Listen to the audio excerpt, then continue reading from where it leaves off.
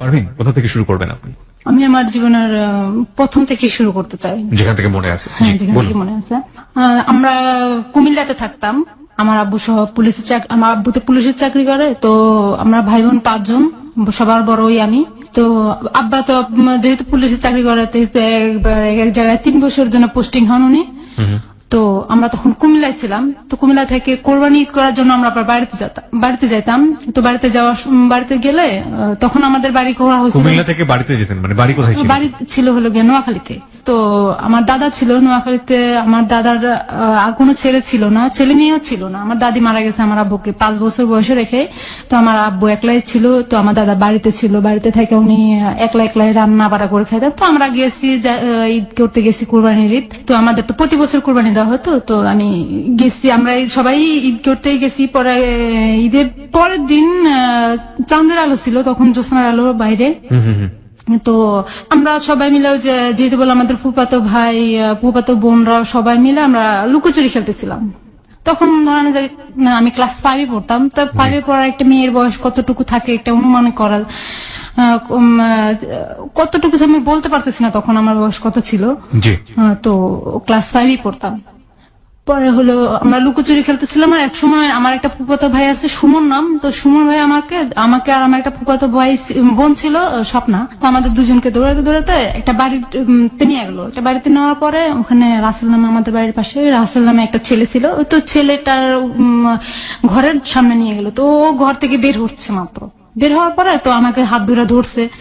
বলতেছে, আমি কি বললাম ছাড়েন, আপনাকে আমি চিনি না, আপনাকে হাত ধরছেন কেন? বলে যে ধরছি, ছাড়বো না। ধরছি কি ছাড়ার জন্য? ভাত রানবেকে ছেড়ে দিলে। আমি ছেড়ে দিলে ভাত রানবেকে মানে কি? আপনার মা আছে, আপনার মায়ের রানবে ভাত? বলে যে না, শুধু মা রান্ধে, বউ তো রান্ধে ভাত। আমি কি বলেন এগুলো? আমি এখন ছোট মানুষ, আপনার আমার সাথে কি বলতেছেন এগুলো? ছোট মানুষ কি ক্লাস 5-এ পড়ো? একটু ছোট আছো নাকি এখন? আমি কত বড় হয়েছি? পরে এগুলো নিয়ে একসময় তর্কাতর্কি, আমি ঝাঁকড়াই ওনার হাত থেকে আমার হাতটা সরাই নেওয়ার পরে ওনার সাথে একরকম আমার সম্পর্ক হয়ে গেল। তো ক্লাস 5 থেকে সম্পর্ক শুরু করছি। এই যখন আমরা কুমিল্লায় চলে যেতাম তখন দেখা হতো না, তো আবার যখন বাড়িতে বেড়াতে যেতাম তখন দেখা হতো। এইভাবে গ্যাপ দিয়ে রাসেল। পরে ও এক সময় তার মানে ওর সাথে আমার সম্পর্ক অনেক ভালো হয়ে গেছে। ভালো হওয়ার পরে চিঠি দিয়ে আদান প্রদান করি। চিঠিটা আমি লিখি না, আমার বোন ওই স্বপ্নাই লেখে। তো ও চিঠি লেখে, রাসেল চিঠি ওর কাছে দেয়, ও উত্তর দিয়ে দেয়। আমি চিঠি আমার হাতে লেখা লিখি না, ওরাই চিঠি দিতে, নাম হয়েছে আমার, চিঠি দিতেছে ওরা। পরে এরকম করতে করতে আমি এসএসসি পাস করি, ও ইন্টারে ভর্তি হয়। 5 বছর যাবত এই সম্পর্ক থাকে? হ্যাঁ, সম্পর্ক থাকে। তো আমি ওর যখন এসএসসি পরীক্ষা দিয়ে আমরা বাড়িতে চলে যাই। নোয়াখালীতে আমাদের বাড়ি করছে, খুলনা ছেড়ে আমাদের নোয়াখালীতে বাড়ি করছে। তো বাড়ি করার পরে ওখানে ওর সাথে আমার ভালো রিলেশন হয়। ও আমার একের পর এক বিয়ে আসে, যেহেতু আমার স্বাস্থ্য ভালো ছিল। তো আমার সাথে বিয়ের আসে, বিদেশ থেকে ছেলে আসে বিয়ের জন্য। তো আমার ফুফাতো বোন এক পর্যায়ে রাসেলকে শুনাই দেয়, স্বপ্ন আর কি, রাসেলকে শুনাই দেয় যে দেখো কোন পারবিনাতে বিয়ে হয়ে যেতেছে, তো এখন ওকে কিভাবে কি করবা? বলেছে ঠিক আছে, ওর যেহেতু বিয়ে হয়ে যাচ্ছে তো কি করব, ওকে তো আমার ভাগায় নিয়ে আসতে হবে। তো আমি আবার ভাইগা চলে যাবো না বাড়ি থেকে। আমার প্ল্যান যে আমি ভাইগা যাবো না, প্রেম করছি, সমাজ জানাই বিয়ে হবে, আমি ভাইগা দিলে তো মানুষ আমার বংশের মুখে চুনকালি লাগবে। পরে আমি বললাম যে আমি ভাইগা যাবো না। ও কি করলো যে ওর নানির গয়না বিক্রি করলো। ওর নানিকে বললো যে আমার বোনকে দেখতে আসবো, ওর বোনের নাম রুমা, ওর ছোট যেটা ওটার নাম রুমা। তো রুমাকে দেখতে আসবে, আপনার গয়না দেন, হাতের চুড়ি, স্বর্ণের, তারপরে গলার চেন, কানের জিনিস, এগুলো নানির কাছ থেকে খুলে নিয়ে ওগুলো বিক্রি করে ফেলে, কোর্টে যায়, ম্যাজদি কোর্টে যায়। পরে ওখান থেকে ওই যে অ্যাভিডেভিট করে, আমাকে ছাড়াই সে অ্যাভিডেভিট করার পরে ওর একটা বন্ধু দিয়া পাঠায় দেয় যে স্বপ্নাদের বাড়ি। আপনাকে ছাড়া অ্যাভিডেভিট করে মানে? আপনি ছিলেন না ওখানে? না, আমি ছিলাম না। পরে স্বপ্নাদের বাড়িতে ওর বন্ধুটা আসে, ঠিকানা নিয়ে আসার পর আমাকে খবর দেয় স্বপ্না। যাওয়ার পরে আমি খবর দেওয়ার পরে আমি যাইলে আমার কিছু ছবি তোলা নেয় ক্যামেরা দিয়া, আর আমার সিগনেচার নিয়ে নেয়। তো আমি সিগনেচার দিয়ে বাড়িতে আসার পরই ওর মা পুরা বাড়িতে ঝগড়া শুরু করে দিছে। আমার ছেলেকে নিয়ে পুলিশের মেয়ে ভাইগা চলে গেছে। আমাদের একটা দাদি আছে, তো দাদিটা বলে মেয়ে যদি ভাইগা চলে দেয় মেয়ে বাড়িতে কি করে? তো ভাইগা চলে গেলে তো বাড়িতে থাকার কথা না। পরে সবাই বললো যে না, এটা ভুল কথা, মিথ্যা কথা। পরে যে একসময় বাঁচতে পুরো এলাকা ছড়াই গেলো পুলিশের মেয়ে অমুকের ছেলের সাথে, আমার শ্বশুরের নাম ছিল আসানুল্লাহ, তো আসানুল্লাহ ছেলের সাথে চলে গেছে।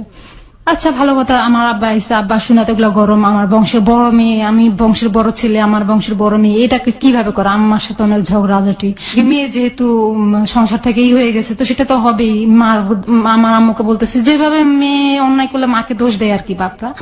তো আমার আম্মাকে অনেক গালাগালি করতেছে, আম্মা তার মানে অনেক অত্যাচার হচ্ছে আমার ঘরের ভিতরে। পরে আব্বা বললো কি যে ঠিক আছে আমি কাগজপত্র দেখবো, রাসেলকে খবর দাও। তো আমার সাথে আবার রাসেলের সাথে মোবাইল, তখন মোবাইলের চুক ছিল খুব কম, তো আমি নাম্বারটা আব্বারে দিলাম। তো আব্বারে দেওয়ার পরে আব্বা ফোন করলো, বললো যে কি ওকে আসতে বল, আমাকে দিয়ে কথা বলাইছে। তো আমি বললাম যে আপনি আসেন, আসে আব্বা আপনার সাথে কথা বলবে। তো সবার রাত ছিল, তো ও আসছে, আসার পরে বিচার বসলো, এক পর্যায়ে আব্বা রাজি হয়ে গেল। ওকে আবার আব্বা খুব ভালোবাসতো, ও যেহেতু অনেক ভদ্র ছিল, মাদ্রাসা লাইনে পড়ছে, তো বিয়ে হয়ে গেছে। বিয়ে হয়ে যাওয়ার পরে ও আমার শাশুড়ি চায় না যে ওর সাথে আমার বিয়ে হোক।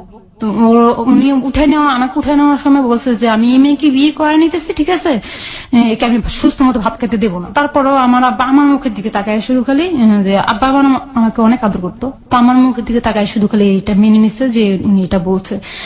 পরে প্রায় 1 মাস এরকম সুন্দর চলে। বিয়ে পরে 2-3 পরেও চলে যায়, চিটাগাং চাকরি করতো তখন।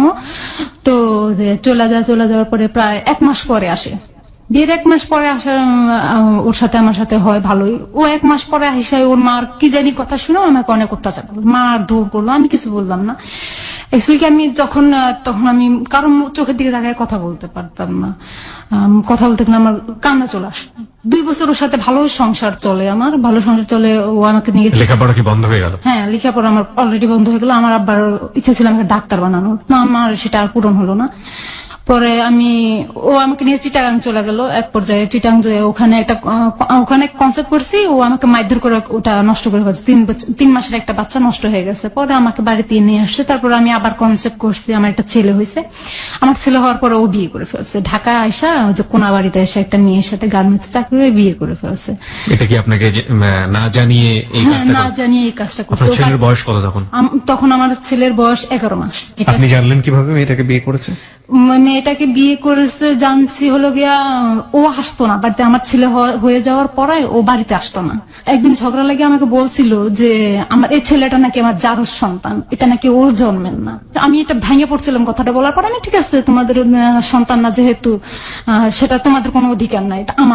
আমার তো আমি খুলনা চলে গেছি। খুলনা চলে যায়, ছেলেটা হয়েছে। হওয়ার পরে ও খবর পাইছে, ঢাকা থেকে বাড়িতে আসছে। আসার পরে নোয়াখালীতে আসছে। আমি খুলনা থেকে আবার নোয়াখালীতে ব্যাক করে আমার ছেলেকে নিয়ে পরে ও বাড়িতে আসছে। আসার পরে ছেলেকে দেখতে আসছে। আমি বলছি যে না, ছেলের সাথে তোমার কি অধিকার? তুমি এতদিন ধরে বাড়িতে আসো না, আজকে 5-6 মাস হয়ে গেছে তুমি বাড়িতে আসো না। তোমাকে ডাক্তার দেখাতে বলছেন, তুমি তাও করলা না। তুমি বললা যেটা নাকি তোমার জারজ সন্তান। পরে ও বলতেছে যে না, তুমি এটা কি বলো, আমার সন্তান, দেখো তো চেহারাটা কার মিলে। আমি তো সেটা তো তোমার তখন উচিত ছিল না বলার। তুমি একবার চিন্তা করো না যে হওয়ার পরে চেহারাটা কার হবে।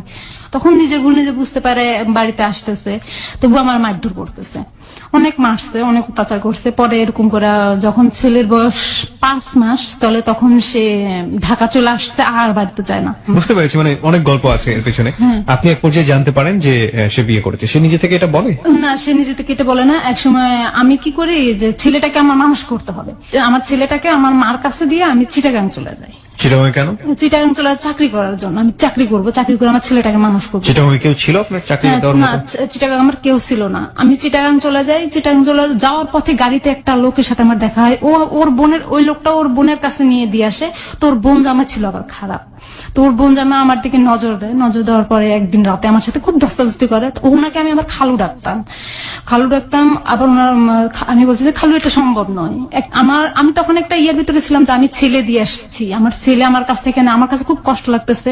তো যখন আমি চিটাগাং চলে যাই, তার 4 দিনের মাথায় ওরা এলাকায় বিচার বসায় আমার ছেলেটাকে ওদের কাছে নিয়ে যায়। যে বউ যেহেতু নাই, ওর মাই যেহেতু নাই, তাহলে আমাদের ছেলে আমাদের কাছে দিয়ে দেখ, আমাদের নাতি আমাদের কাছে দিয়ে দেখ। এক পর্যায়ে বিচার বসায় ও আমার ছেলেকে ওরা নিয়ে যায়। তো আমার মা আমাকে ফোন দেয়। আমি বলেছি ঠিক আছে, পালক দিয়ে দিলে তো অন্য কোথাও চলে যায়, তো আমি পাইতাম না। এখন যেহেতু আসছে, ওদের ছেলে ওদের কাছে আছে, বড় হলে একদিন আমার কাছে আসবেই।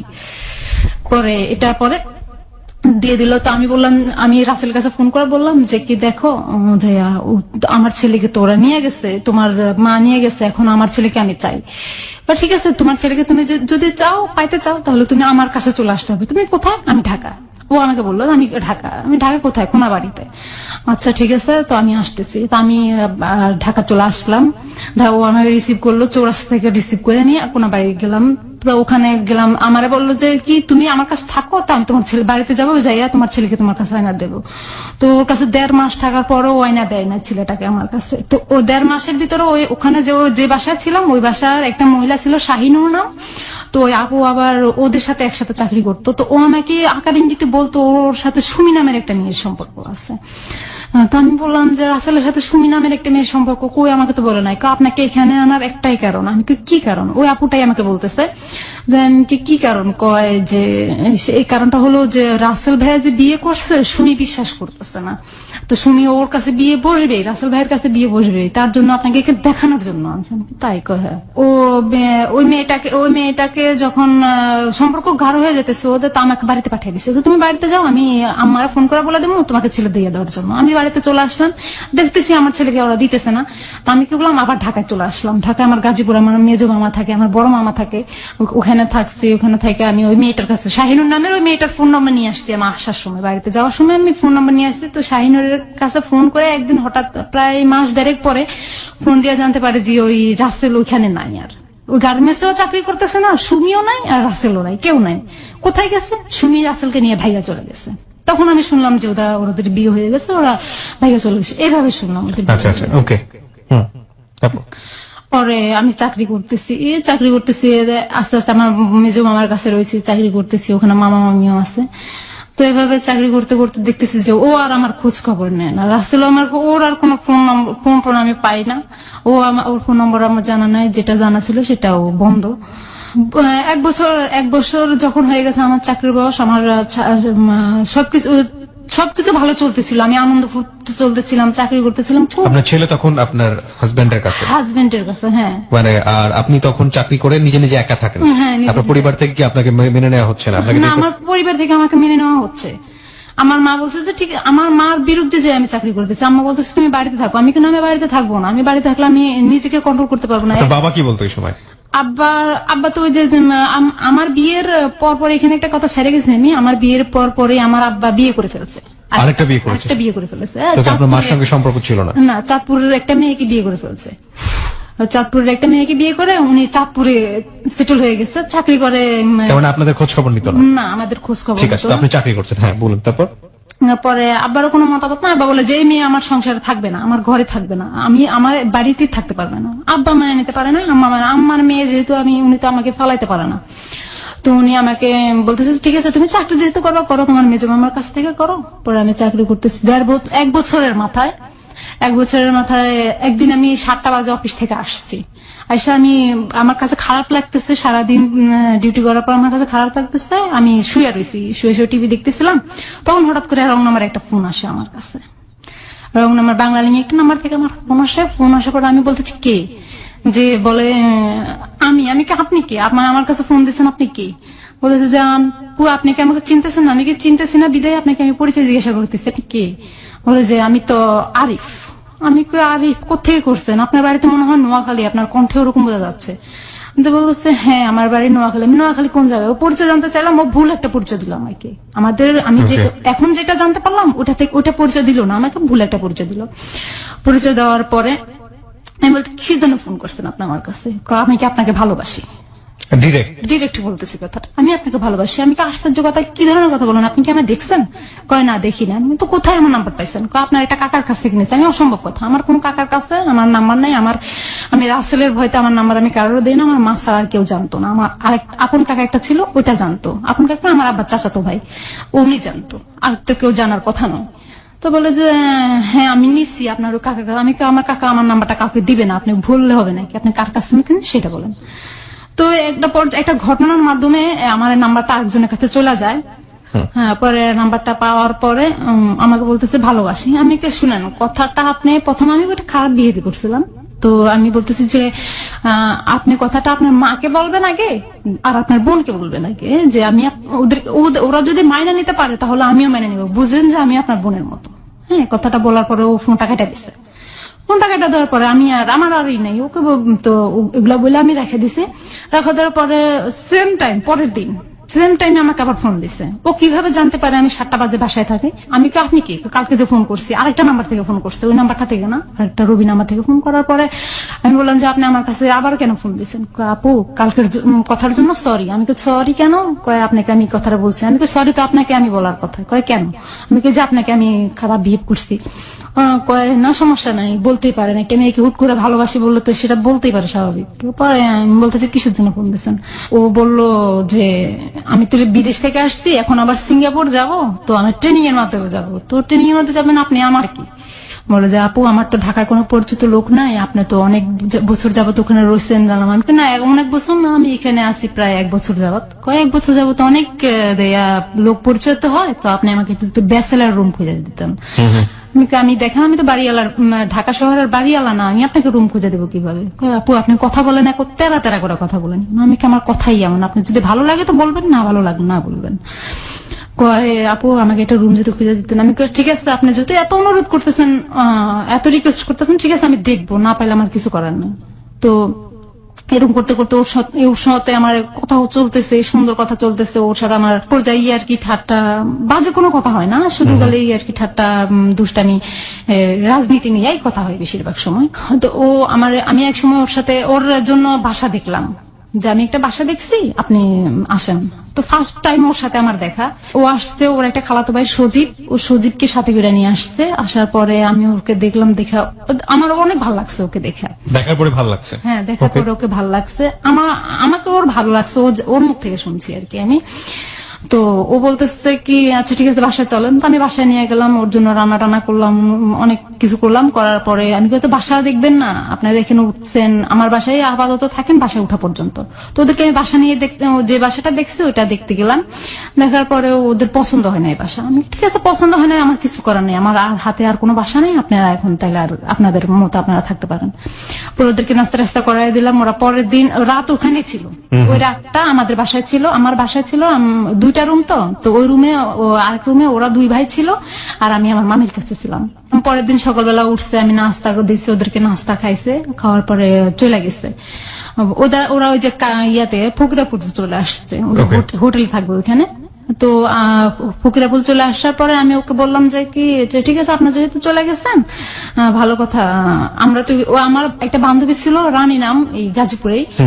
তো ও সহ ও বিদেশ যাবে, গার্মেন্টস বিষয়ে ইন্টারভিউ দিচ্ছি, ও আর আমি দুজনই ইন্টারভিউ দিচ্ছি। আচ্ছা, দুজন টিকছি, মেডিকেলও হয়েছে টিকছি।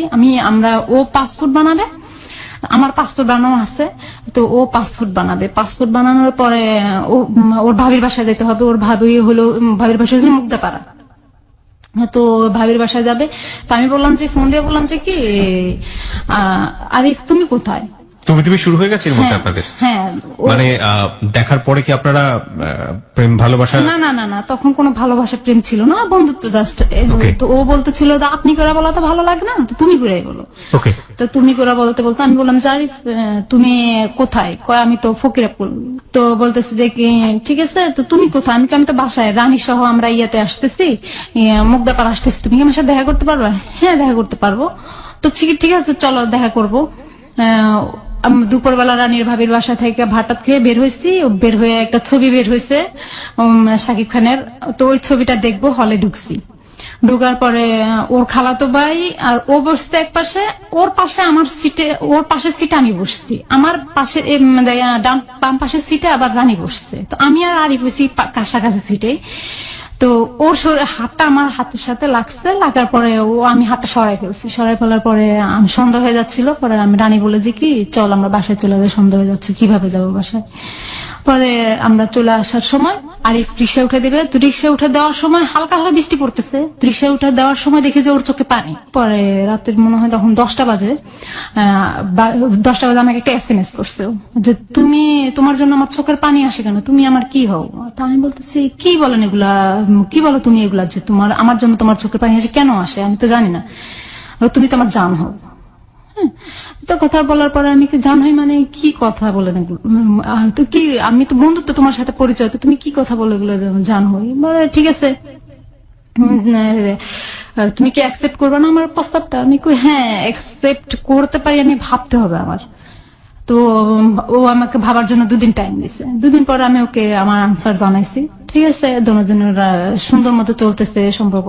তার আগে আমাকে একটু বলেন তো, আপনি তো জানতে পারলেন যে আপনার হাজবেন্ড আরেকটা বিয়ে করেছে, আপনি তাকে ডিভোর্স দিয়েছিলেন বা আপনার হাজবেন্ড? না না, তার সাথে আমার কোনো, তার ফোন নম্বর, সে বাড়িতে আসা বন্ধ করে দিচ্ছে অলরেডি। তার দুজনের কেউই আপনারা ডিভোর্স দেননি তখন? না না, তখন কাউকে কেউ ডিভোর্স দেয় নাই, ও বাড়িতে আসা বন্ধ করে দিচ্ছে অলরেডি। আরিফ সাথে আমার সম্পর্ক চলতেছে, এরকম করতে করতে 3 মাস ওর সাথে আমার সম্পর্ক এভাবে মোবাইলে হচ্ছে, দেখা হয়েছে মোবাইলে, একবার দেখা হওয়ার মোবাইলে কথা চলতেছে। তো একদিন আমি বললাম যে কি দেখো, আমার তো চাকরি করতে আর ভালো লাগতেছে না, আমি বাড়িতে চলে আসতেছি। হলো গিয়া আমি বাড়িতে আসছি আর ও আমার বলতেছে আমার সাথে দেখা করো। কোথায় দেখা করব? ফেনীতে দেখা করো। তো ফেনীতে দেখা করব, আচ্ছা ঠিক আছে দেখা করব। তো দেখা করতে গেছি আমি, তার মধ্যে আরেকটা কথা ফালাই গেছি, আমি ওর খালাতো ভাই সজীবকে জিজ্ঞাসা করছি যে ভাইয়া তুমি, ও আরিফের পাও কাটা গেছে। ও আমার সজীব আমার বলতেছে আপু আরিফ ভাইয়ের পাও কাটা গেছে। কিভাবে কাটা গেছে? বাস থেকে নামার সময়। তো ওকে নিয়ে যাও না, ইয়াতে নিয়ে যাও, ফার্মেসিতে নিয়ে যাও। হ্যাঁ ফার্মেসিতেই আছে। তো আমি ওকে সেবা করার তো ঢাকা শহরে কেউ নাই, তো তাহলে কি করবা? বিয়ে করাই দাও তোমার ভাইকে একটা। আমার ভাইকে বিয়ে করাবো না করবো সেটা আপনাকে জিজ্ঞাসা করবো না, কাউকে জিজ্ঞাসা করবো। আমি ঠিক আছে সমস্যা নাই, ওকে তোমার ভাই তোমাদের ইচ্ছে। পরে আমি বললাম আমার সাথে এইভাবে কথা হতেছে, আমি বাড়িতে চলে আসলাম। তো বললাম না বাড়িতে চলে আসলাম। তারপরে বাড়িতে চলে আসার পরে আমাকে ফেনী দেখা করতে বললো। তো ওর একটা চাচাতো ভাই হারুন নাম, এলাকার ভিতরে ওর চাচাতো ভাই হারুন নাম। তো ওই হারুন সহ ও গেছে ফেনীতে। তো আমিও গেছি, যাওয়ার পরে কথা বলতেছি, একটা রেস্টুরেন্টে ঢুকে কথা বলতেছি। তো কথা বলার পরে পাশে একটা কাজী অফিস লেখা একটা ইয়া টানানো থাকে না, ওগুলা টানানো আছে। তো আমি কাজী অফিস দেখে বলতেছি যে ওই যে দেখো কাজী অফিসের ইয়া লাগানো আছে। তো হারুন ভাই বলতেছি যে কি, যে কাজী অফিস কি লাগবে নাকি? আমি হ্যাঁ সেটা আপনার ভাইকে জিজ্ঞাসা করেন। এখন আরিফ বলতেছে কি হ্যাঁ লাগবে, সময় হলে তো অবশ্যই লাগবে। ঠিক আছে তাহলে চলো এখনই কাজী অফিসে চলো। আমি দুষ্টামি করতেছি, ও ভাবছে যে আমি সিরিয়াসলি বলতেছি। তো বলতেছে তুমি কি সিরিয়াস বলতেছো? ওর চোখ মুখের দিকে তাকাই আমি বলতেছি তুমি কি সিরিয়াস বলতেছো? সজীব কি এটা জানতো, আপনার আগের সম্পর্কে জানতো? হ্যাঁ আরিফ জানতো আমার সম্পর্কে, কারণ আমার ছেলের ছবি আমার ঘরের জানালায় টানানো ছিল। আচ্ছা, মানে আপনার একটা ছেলে আছে, আপনার বিয়ে হয়েছে, ডিভোর্স হয়নি, এগুলো সব জানতো? সব জানতো। ও রানীর কাছ থেকে সব শুনে ফেলছে। আচ্ছা, রানী ওকে বলে দিচ্ছে আমার যে বিয়ে হয়েছে। তো ও আমাকে একদিন জিজ্ঞাসাও করছে, হঠাৎ করে জিজ্ঞাসা করছে তোমার কি বিয়ে হয়েছে? আমি কি হ্যাঁ হয়েছে। এটা তুমি কার কাছ থেকে শুনছো? আমি রানী বলছি। ভালো কথা, জানলে তো ভালো কথা। বেশ পরে ওখানে কথা বললাম, হারুন আরিফ আমি সহ গল্প করে আমি বিকালের দিকে রওনা হলাম। ফেনী থেকে বাড়ি চলে আসলাম। আসার পরে ওর সাথে আমার কথা হতেছে। ও একদিন হঠাৎ করে ঢাকায় আসছে, আমি তো বাড়িতে, ও ঢাকায় আসছে। আসার পরে ঢাকা থেকে 2 দিন থাকার পর আমার বলতেছে যে তুমি ফেনীতে আসো। আমি তুমি কোথায়? আমি তো ঢাকা। তুমি ঢাকা, আমি ফেনী যাই কি করবো? তুমি আসোই না, তোমার যেটা বলতে সেটা করো। আমি তো ঢাকা যাবো, ফেনীতে যাবো, তুমি ঢাকা থেকে কখন আসতেছো? আমি গাড়িতে উঠছি, তুমি আসো। তো আসার সময় তোমার কিছু কাপড় চোপড় নিয়ে আসবা। তো আমার মাথায় এটা ধরছে কি ব্যাপার, আমি কাপড় চোপড় নিয়ে ওখানে কি করতে যাবো? তো বলছে কাপড় চোপড় নিয়ে আসো, তোমাকে এত কথা জিজ্ঞাসা করতেছি না, তুমি কাপড় চোপড় নিয়ে আসো, আমার কাজ আছে। ঠিক আছে আমি 2টা কাপড়, হ্যাঁ 2টা কাপড় চোপড় নিয়ে আমি যাইলাম একটা শপিং ব্যাগে, 2টা কাপড় চোপড় নিচ্ছি আর কিছু মেয়েদের যা কসমেটিক লাগে নিচ্ছি, নিয়ে আমি ফেনীতে গেছি। তো আমি ফেনীতে প্রায় আধা ঘন্টার মতো ওয়েট করার পরে ও আসছে। আসার পরে আমি তো তুমি কোথেকে আসছো? তো আমি কি মাত্র ঢাকা গাড়ি থেকে নামলাম। ঠিক আছে কোথায় যাবে এখন? তুমি আমার কাপড় চোপড় নিয়ে আসতে বলছো, তুমি যাবে কোথায়? বলে চলো আমরা চিটাগাং যাবো। চিটাগাং কি করতে যাবো? ওখানে তোমার কে হয়? আমার তো কেউ থাকে না ওখানে। চলো না যাবো, আমার বন্ধুর বাসা আছে। ঠিক আছে চলো। তো আমার ওর প্রতি খুব বিশ্বাস ছিল, আমি ওর কথা অনুযায়ী চলে গেছি। আমি এই কথাটা চিন্তা করতে পারি নাই যে ও আমাকে ওখানে নিয়ে কি করবে। প্রিয় শ্রোতা, আমরা 4 মিনিটের ছোট্ট একটা বিরতি নিতে চাই। হ্যাঁ পারভিন বলুন, তারপর চিটাগাং গেলেন আপনি? হ্যাঁ ওর সাথে চিটাগাং গেলাম। তো আমাকে কোন একটা জায়গায় নিয়ে গেছে, এখনো পর্যন্ত আমি মনে করতে পারতেছি না সে জায়গাটার নাম, এখনো পর্যন্ত আমার মনে নাই। তো আমি ওই জায়গাটা গেছি। পরে ওর একটা শওকত নামে একটা বন্ধু আছে, তো ওইখানে থাকে। ওখানে ওর শওকতকে ফোন করে নিল যে আমি, আরিফ বললো যে আমি তো আসছি, তুই কোথায়? আমি আসছি। তো শওকত মনে হয় জিজ্ঞাসা করছে যে তোর সাথে আর কি আছে? বলছে তোর ভাবি আছে। তো ঠিক আছে শওকত আবার আসছে, তাড়াতাড়ি করে সিএনজি নিয়ে আসছে। আসার পরে ও আমাদেরকে একটা হোস্টেলে নিচ্ছে। তো আমি আরেকটা জিজ্ঞাসা করলাম যে কোথায় আসছি আমরা? তুমি চিনবা না তো এটা? আমি কিন্তু চিনবো না, তুমি আমাকে এখানে আনছো কেন? দেখো আমরা একটা রুম নেবো। আমি কি একটা রুম নেবো? মানে আমি তো ভাবছি তুমি 2টা রুম নেবে, এখন একটা রুম নেবে এই কথা বলতেছে, মানে কিসের জন্য আমরা একটা রুম নেবো? তুমি দেখো এত কথা কেন বলো, এত কথা বলে মানুষ সন্দেহ করবে। আমি কই না, তোমার তো মনের ভিতরে ভাবলা আছে, তুমি কি করতেছো এগুলো? তুমি এত কথা বলো কেন? তা আমি শেষ পর্যন্ত দেখার জন্য আমি চুপ করে রইলাম। তারপরে একটা রুম নিল, তাই একটা রুমে 2টা চৌকি, তো ওইটাতে ঢুকলাম। ঢুকার পরে শওকত ঢুকলো, শওকত বললো যে কি নাস্তা আন। তো শওকত আমাকে দেখে বললো যে কি এটা তো ভাবি না। তো আরিফ ওকে একটু হালকা একটু ইশারা দিয়ে দিল, তো এটা তো ভাবি না। এই কথা বলার পর ইশারা দিয়েছে, কয় হো হ্যাঁ হ্যাঁ ভাবি কেমন আছেন। তা আমার মনে তো ডাউট গেছে, কি ব্যাপার, এটা তো ভাবি না বললো, কি ব্যাপার তো আমি বুঝলাম না। শওকত ভাই ব্যাপার কি বুঝলাম না, প্রথম বললেন ভাবি না, আবার বললেন ও ভাবি কেমন আছেন, কি আমি তো এটার মানে বুঝলাম না। কয় না এমনি দুষ্টামি করছি। ও আচ্ছা। আরিফ বলো তো ঠিক আছে শওকত নাস্তা নিয়ে আয়। তো শওকতকে নাস্তা আনতে পাঠাইলো, শওকত নাস্তা আনলো, আয়না দিয়া ও শওকত চলে গেছে। যখন হোস্টেলে ঢুকলাম আমরা তখন প্রায় রাত 8টা বাজে। তো শওকত চলে গেছে, বললো যে কি সকালে ফোন করে নিস, ঠিক আছে। তো শওকত চলে যাওয়ার পরে আমরা দুজন নাস্তা করলাম। আমার পুরা শরীরটাই কাঁপতেছে। আমি কখনো, এটা ফার্স্ট অভিজ্ঞতা আমার কোন ছেলের সাথে একটা অবিবাহিত ভাবে একটা রুমের ভিতরে থাকা, আমার এটা ফার্স্ট আমার জীবনে। আমার মনে হচ্ছে আমি চিল্লে চিল্লে কান্দি। পরে ও আমাকে দেখে ভয় কাজ করতেছে আমার ভিতরে। ও আমাকে দেখে বুঝতে পারছে যে তুমি কি, আমার জিজ্ঞাসা করতে তুমি কি ভয় পাইছো, তুমি কিভাবে বুঝতে পারো, তোমার চোখ মুখ এরকম শুকিয়ে গেছে, তোমার ঘামাইতেছে কেন, তুমি এরকম ঘামছো কেন। শীতের দিন ছিল তখন। পরে আমি বলতেছি কি দেখো তুমি এটা কেন করলো, আমি তো বুঝলাম, ভাবছিলাম যে তুমি কোন বন্ধুর বাসায় নিবা আর তোমার 2টা রুম নিবা, সেটা ভাবছিলাম। যদি হোস্টেলে আসো তাহলে 2টা রুম বা কোনো বন্ধুর বাসায়। দেখো আমার এখানে বন্ধু আছে ঠিক আছে, কিন্তু বন্ধুরা তো কোনো বাসা নিয়ে থাকে, যে এখন ব্যাচেলার থাকে। তোমাকে নিয়ে আমি কি একটা ব্যাচেলার রুমে এতগুলো ছেলের ভিতরে কিভাবে উঠবো?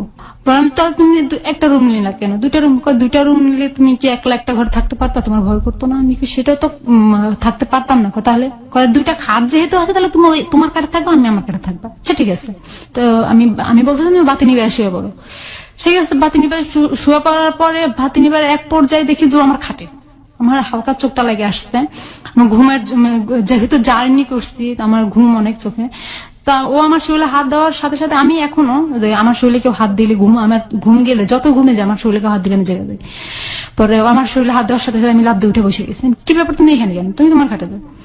না তোমাকে এখানে আনছি কি আমি এমনি এমনি আনছি নাকি? কি বলো এমনি এমনি আনছো নাকি?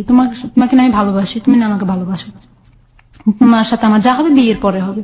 আচ্ছা ঠিক আছে বিয়ে না হয় হবে, তুমি এখন কি একটা মেয়ের সাথে একলা ঘরে থাকলে তুমি বলো কেমন লাগে? তোমার তো বিয়ে, তুমি তো সবই বুঝো, আমি তো বিয়ে করি নাই, আমি কিভাবে বুঝবো? ও আমাকে বলতেছে কথা, তোমার বিয়ে অভিজ্ঞতা নাই তো তুমি আমাকে এটা কেন করতে আসছো তাহলে এখানে? তোমার অভিজ্ঞতা নাই, তুমি তো বুঝো না একটা মেয়ের কি মন, একটা মেয়ের সাথে রাত কাটাবে একলা কেমন লাগে সেটা, একটা মেয়ের কাছে কেমন লাগে সেটা তোমার তো ধারণা নাই, তুমি বলতেছো তাহলে আমি আমার কাছে কেমন লাগে? দেখো ভয় পেও না, আমি তোমাকে বিয়ে করব, পৃথিবী সবকিছু একদিকে থাকবা, তুমি আমার একদিকে থাকবা। আমি বললাম আমি তোমার একদিকে থাকবো, কি বলো, আমার এটা সম্ভব না। তার মানে আমার সাথে এক পর্যায়ে ও জোর জবরদস্তি করেই, যাই হোক জোর জবরদস্তি করে আমাকে মানায় নিচ্ছে। মানার পর ওর সাথে আমার সাথে ফিজিক্যালি রিলেশনটা হয়ে গেল। হয়ে যাওয়ার পরে আমি অনেক কান্না করতেছি, কান্না করে তো তুমি কাঁদতেছো কেন? আমি কই না রাসেলের পরে আমাকে কেউ টাচ করে নাই, তুমি আমাকে টাচ করলা। রাসেলের কথা তোমার মাথা থেকে ঝেড়ে ফেলাই দাও। আমি কেন আমি ঝেড়ে ফেলাই দেবো? রাসেল তো আমার স্বামী ছিল, এখনো আছে, ওর সাথে তো আমার ডিভোর্স হয় নাই, তাহলে তুমি এখনো আমাকে কেন এগুলা করলো? আমার তো পাপ হবে। পাপের কথা চিন্তা করলে দুনিয়াটা আরো আগে ভালো হয়ে যেত। ওগুলো বুঝাইতেছে আমার। তো আমি বললাম যে কি দেখো তুমি এমন করছো আমার সাথে, করছো আর করো না, করার চেষ্টা করো না। তোমার একবার করার যে কথা 10 বার করার সে কথা, সেই বলতেছে আমাকে কথাটা। আমি বললাম যে তুমি কি বলো, একবার করার যে কথা 10 বার করার সে কথা, তুমি কি বলো এগুলা? তোমার পায়ে ধরে তুমি আমার সাথে এগুলো করো না। ওর সাথে অনেক কাকুতি মিনতি করলাম, ও কোনো কিছুই শুনলো না। তো পরে ওর সাথে এক পর্যায়ে আরো কয়েকবার হয়ে গেল, প্রায় এরকম একটা রাতের ভিতরে 8 বার না 9 বার ও আমার সাথে ফিজিক্যালি রিলেশন করে ফেলেছে। আমার অবস্থা খুব খারাপ, আমার শারীরিক অবস্থা খুব খারাপ। পরে ডাক্তারের কাছে গেছে, ও আমাকে রুমে রেখা ও ডাক্তারের কাছে গেছে, ডাক্তারের কাছ থেকে যে ওষুধ আনছে আমি খাইলাম। খাওয়ার পরে আমি সহ সকালবেলা বের হয়ে গেছি, সিরিজ গেছি, ঘুরছি ফিরছি, ঘুরে ফেরার পরে বাসায় আসছি। বাসায় আসার পরে ও আবার আমাকে বলতেছে চলো আমরা আবার একটু করি। তো ও আবার আমার সাথে ফিজিক্যালি রিলেশন করতে চাইলো। তো হইলো দুজনের ভিতরে। তার মানে এখন ওর মর্জি মতো হইতেছে সবকিছু, আমার মর্জি মতো হচ্ছে না। তো ওর মর্জি মতো হচ্ছে, আমি ঠিক আছে এখন আর ওর সাথে আর আপুস করতেছি না, সব আপুসে হয়ে যেতেছে। 4 দিন থাকার পরে আমি ওকে বিয়ে বলতেছিলাম, তো 4 দিন তো হয়ে গেলো, বিয়ে তো করলো না আমাকে। বিয়ে করবো ঠিক আছে, তুমি একটু অপেক্ষা করো, আমরা যাওয়ার দিন না হয় বিয়ে করে নেবো। তারপরে ও বললো যে যাওয়ার সময় বিয়ে করে নেবো। ঠিক আছে, তুমি যাওয়ার সময় কি করো সেটা আমি দেখবো। ঠিক আছে, পরে 4 দিন পরে সকালবেলা বের হয়ে নাস্তা টাস্তা করলাম হোটেলে। তো শওকতের সাথে আবার দেখা হলো, শওকতকে ফোন দিয়ে ডেকে আনলো। দেখা হওয়ার পরে তো শওকত বলেছে ঠিক আছে ভাবি যান, বাড়িতে যান, দেখা হবে। আমি কই বাড়িতে ভাবি তো আপনার এখনো হই নাই। আমি কই কি বলেন ভাবি হন নাই? ভাবি না হয়েই তো ওইখানে আসছেন। আমি কই দেখেন আমি আপনার কাছে কি স্মরণ করবো, আমার তো মাথা নষ্ট হয়ে যেতেছে, আপনারা কি করলেন এটা। শওকতের সামনে সরাসরি বলতেছি কথাটা। তো শওকত বলে যে ভাবি চিন্তার কিছু নাই, আমি আছি তো, আপনারা কোনো চিন্তা করেন না। আরিফ ভাই অমন ধরনের মানুষ না যে আপনার সাথে 2 নম্বরই করবে। আমি শোনেন, একটা মেয়ের যা কিছু ছিল সেটাও আমি ওর সাথে দিয়ে দিছি, আর আমার কিছুই নাই এখন, শুধু আমার মরা ছাড়া আর কোনো উপায় নেই। কেন মরবেন, আরিফ তো আপনার পাশেই আছে। আমি আরিফে বললাম যে ঠিক আছে তুমি তো তোমার বাড়ির স্থায়ী ঠিকানা আমাকে দাও নাই। তখনই বললো যে কি আমার বাড়ির স্থায়ী ঠিকানা আমি তোমাকে যেটা দিয়েছি সেটাই। আমি কই না, তোমার বাড়ির স্থায়ী ঠিকানা আমার মনে হয় এটা না। কয় তোমার তো অনেক কিছুই মনে হবে এখন, তুমি এটা মনে করার দরকার না, চলো আমরা বাড়িতে যাই আগে। তো গাড়িতে উঠে গেল। গাড়িতে যখন টিকিট কেটে উঠলো তখন আমার মাথায় ঢুকলো, তো বলছে যে বের হওয়ার সময় বিয়ে করে নেবে। তো কই এখন তো গাড়িতে উঠে যাচ্ছে। আমি আরেকটা বললাম তুমি গাড়িতে উঠে যাচ্ছ কেন, তুমি আমার সাথে চলো কাজিয়াপুরে চলো। ঠিক আছে আমরা নোয়াখালীতে যাই, তারপরে বিয়ে করবো। তো চিটাগাং থেকে নোয়াখালীতে আসলাম। নোয়াখালীতে আসার পরে তো আমাকে একটা সিএনজিতে উঠে দিল, সিএনজির পুরা ভাড়াই ওই দিল। উঠে দিয়ে সিএনজি কে বললো যে আমাকে বললো যে সিএনজি আলারে যেখানে বলবো সেখানে নিয়ে যাবে।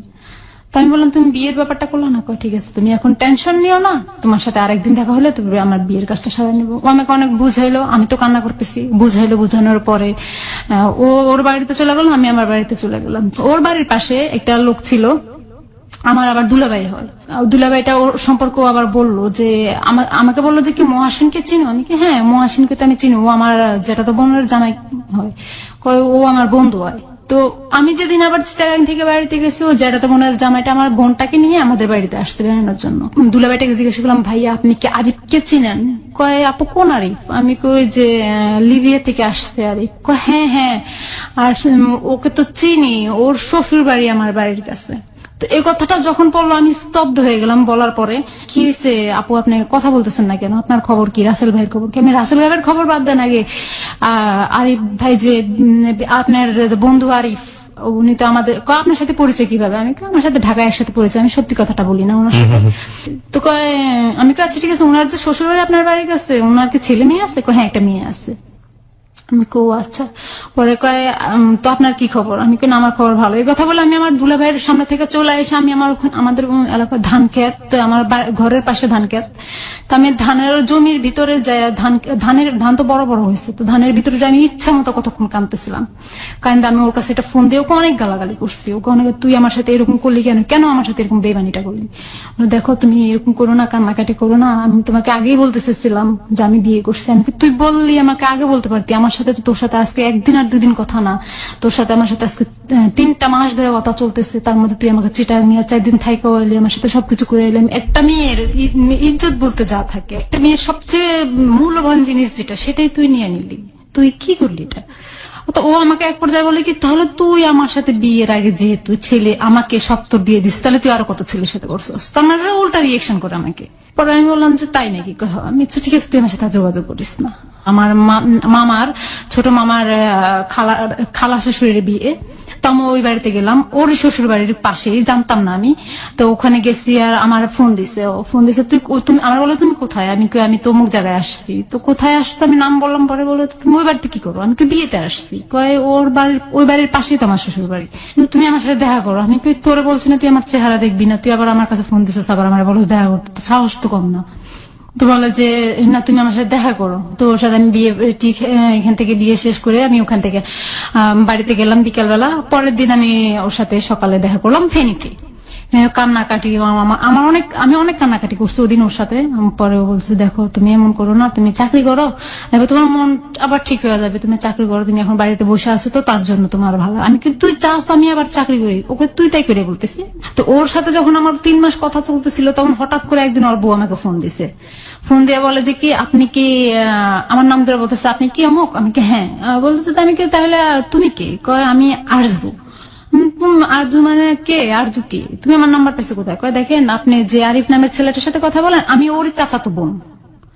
আমি কি তুমি আমার নাম্বার পাইছো কোথায়, ভাইয়ার সাথে তো আমার অনেক ফ্রি, তো ভাইয়া আমাকে তোমার কথা সব বলছে, ভাইয়া অনেক কষ্ট করেছে ছোট থেকে, তুমি ভাইয়াকে কোনোদিন কষ্ট দিও না। আমি কিন্তু তুমি কি হো, তোমার কি বিয়ে হয়েছে, কয় হ্যাঁ আমি ওর যারা তো বোন হয়, আমার বিয়ে হয়েছে, আমার স্বামী বিদেশ, আমার একটা মেয়ে আছে, আমার শ্বশুর বাড়িতে কেউ থাকে না দেখে, কেউ নাই দেখে, আমি একলা মানুষ তো তাই আমি আমার বাবার বাড়িতে থাকি। তো এই কথাটা বলার পর আমি ওই কথাটা তখন ওর কাছে তুললাম যে তাহলে তোর বউ আমাকে এই কথাটা বললো কেন, আর ঝুঁকে কয় আমার বউ। আমি তাহলে তোর বউ এই কথাটা বললো কেন যে তুই ওর চাচাতো ভাই লাগছ, তোর যারা তো বোন লাগে, বললো যে কি এই কথাটা ওই কারণে বলছে। আমি ওকে বলছিলাম যে তুই ও যদি এই কথাটা না বলে তাহলে ওকে আমি তালাক দিয়ে দেবো, এই কথাটা ভয়তেও বলছিল। বলে আমি একটা জিনিস ছিল কি ওর সাথে কথা যখন বলতাম, ও আমাকে যখন সুন্দর করে মাথায় হাত বুলায় একটা কথা বলতো আমি ওর কথাটা মাইনা নিতাম।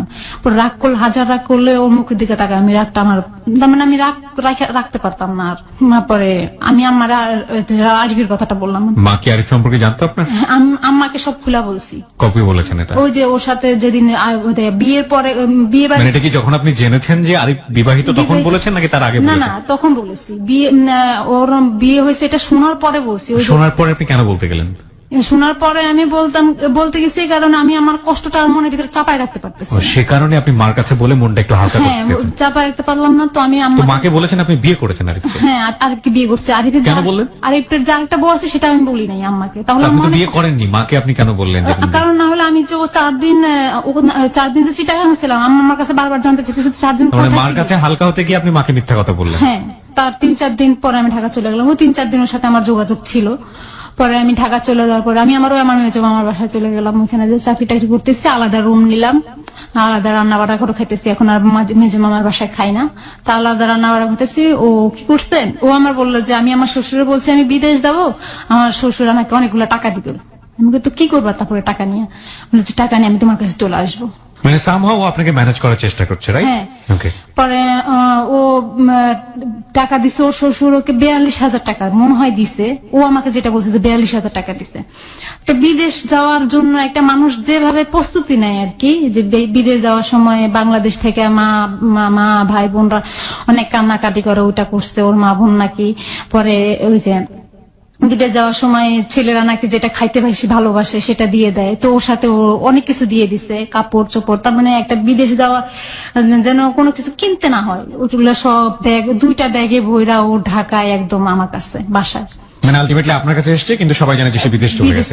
ওর বউ পরে সবাই জানে ও বিদেশ চলে গেছে। তো আমি কি শুনো যেটা তাহলে তুমি করলা কেন এটা, তোমার জন্য আমার খারাপ লাগতেছে, তোমাকে দেখে আমার খুব খারাপ লাগতেছে। তুমি যে আমাকে অনেক এখানে আসার পরে যখন ফার্স্ট তোমার সাথে দেখা হয়েছে, তুমি আমাকে গরমে বাতাস টাতাস করছো, গরমের দিন ছিল বাতাস টাতাস করছো, তো আমার তখন খারাপ লাগছে তোমাকে দেখা, অনেক ক্লান্ত ছিল। তুমি রাতে 2টা পর্যন্ত আমার সাথে গল্প করে, আবার ভোর 4টা ঘুমায়া 2টা বাজে ঘুমাইয়া আবার ভোর 5টা বাজে আজানের সময় উঠে আমার সাথে নাস্তা রাঁধছো, ওইটা দেখে আমার খুব খারাপ লাগছে।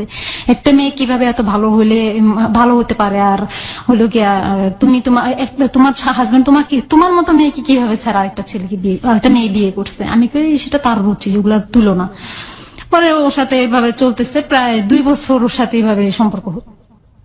আমার একই ঘরে বাড়িওয়ালারাও জানতো যে ও আমার হাজবেন্ড, বাড়িওয়ালাদেরকে বলছি যে ও আমার হাজবেন্ড, আমি বাড়িতে যাই বিয়ে করছি। আলটিমেটলি আপনি তো বিয়ে করেন নাই, মানে সব জায়গায় বলে বেড়াচ্ছেন আপনি বিয়ে করেছেন। বিয়ে করছি, হ্যাঁ, কারণ না হলে তো ওকে ওর সাথে একসাথে অবিবাহিত থাকা তো সম্ভব না। অবিবাহিত। তখন আপনি কি মানে গার্মেন্টসে কাজ করতেন? ঢাকাতে গার্মেন্টসে কাজ করতেন? গাজীপুরে। ওকে। পরে একটা জাপানি ইয়াতে লিডার হিসেবে ছিলাম, কোয়ালিটি লিডার হিসেবে ছিলাম, ভালোই বেতন পাইতাম, ভালোই সম্মান ছিল ওইখানে আমার। ও আমি চাকরি করে ওকে খাওয়াইতেছি। তো ও বললে কি সালাউদ্দিন নামে একটা লোক ছিল, ও জাপানের দোভাষী ছিল ওই গার্মেন্টসেই। তো দুবাসী ছিল। ওই সালাউদ্দিন ভাই আবার জানতো আমি যে ওই যে বিদেশের ইন্টারভিউ দিছিলাম, সেই সময়টাতে আরিফ আপনার সঙ্গে থাকা শুরু করেছে, আপনার ওখানে থাকে। ওকে, আমার সাথে ওখানে থাকে। পরে ওই সালাউদ্দিন ভাই জানতো আমি যে বিদেশ যাওয়ার জন্য ইন্টারভিউ দিছিলাম, আমার পাসপোর্টও জমা দিয়েছি, শুধু 25,000 টাকা লাগবে, আমার হাতে টাকা নাই, সেই জন্য আমি বিদেশ যেতে পারতেছি না। তো ও সালাউদ্দিন ভাই আবার আমাকে 20,000 টাকা দিবে ওকে, বিদেশ যাওয়ার জন্য।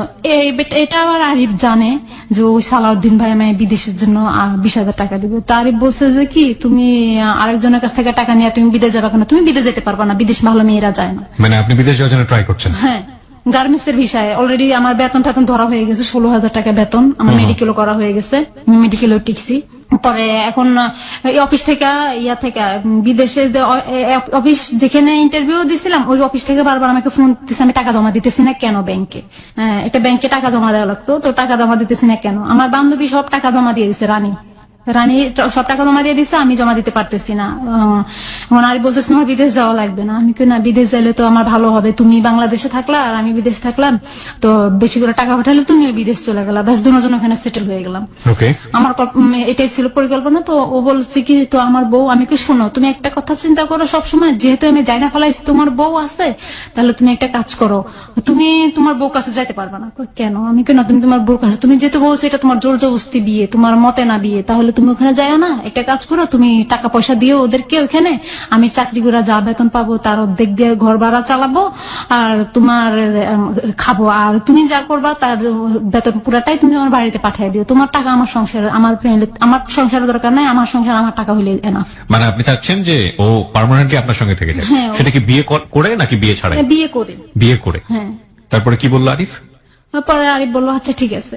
তো বিদেশ আর যাইতে পারলাম না। তো বিদেশের ওই যা সালাউদ্দিন ভাই বিদেশ যাওয়া বলে যে টাকাটা আমাকে পরে আমাকে 20,000 টাকা দিচ্ছে, তো ওই টাকাটা দিয়া কি করলাম, আমরা দুজন চলে গেলাম চিটাগাং চলে গেলাম বেড়াইতে। ঢাকা থেকে বাসায় তালা দিয়ে চিটাগাং গেলাম বেড়াইতে। মোবাইল কিনলাম একটা, আমি আমার হাতে মোবাইলটা যেটা ছিল সেটা ভেঙে গেছে।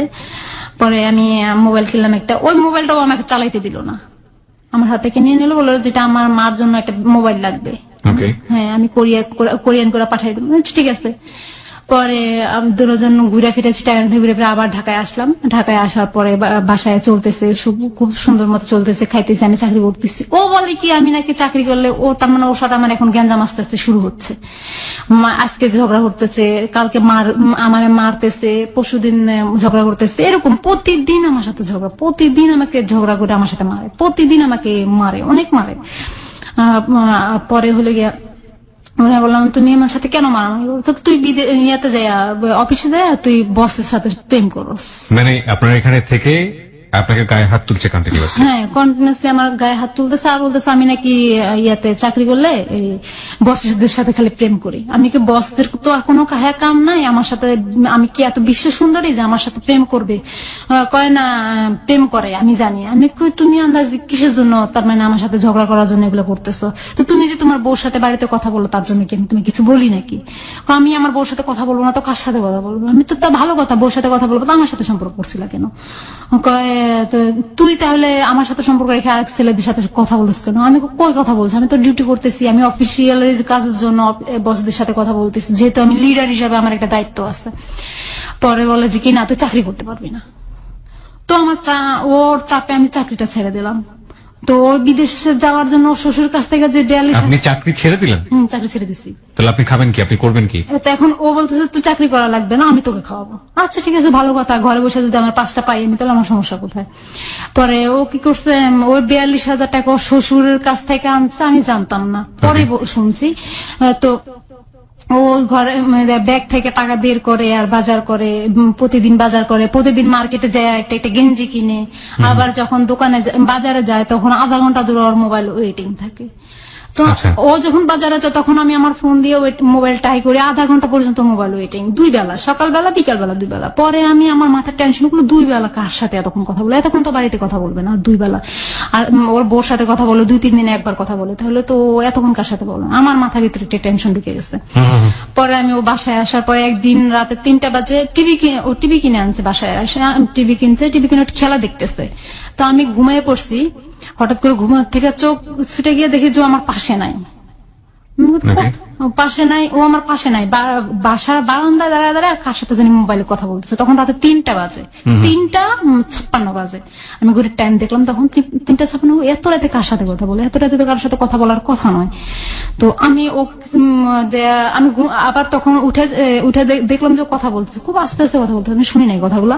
পরে আমি আবার ওরা দেখে আমি আবার যা শুয়ে রয়েছি, ঘুমের ভান্দুরা চুপ করে শুয়ে রয়েছি। ও কথা শেষ হয়েছে আর 5 মিনিট 32 সেকেন্ড কথা বলছে। কথা শেষ হয়েছে আর ও যা শুয়েছে, শোয়ার পর সাথে সাথে ওর ঘুম চলে আসছে। ও কি করছে, আমি ঘুম থেকে শোয়া থেকে উঠছি, উঠে ওর মোবাইলটা চেক করছি, দেখি যে একটা মেয়ের একটা নাম্বার। তো নাম্বারটা আমি ওই নাম্বারটা সুন্দর করে দেয়ালে লিখে রাখছি, কোথাও খাতায় লিখে রাখলে ও দেখতো। পরে আমি দেয়ালে লিখে রাখছি। পরের দিন সকালবেলা ও যখন বাজারে গেছে, সকালবেলা আমি ওই নাম্বারে ফোন দিচ্ছি। নাম্বারে ফোন দিয়ে দেখি যে চিটাগাং ছাগলনাইয়া নামে একটা জায়গা আছে, ওই জায়গার একটা মেয়েটার নামটা আমি জানি না, মেয়েটার নামটা আমাকে বলো না। মেয়েটার আরেকটা মেয়ে আছে, মেয়েটার হাজবেন্ড বিদেশ থাকে। তো ওই মেয়েটা, আমি এই তুমি কে? কয় আপনি কে?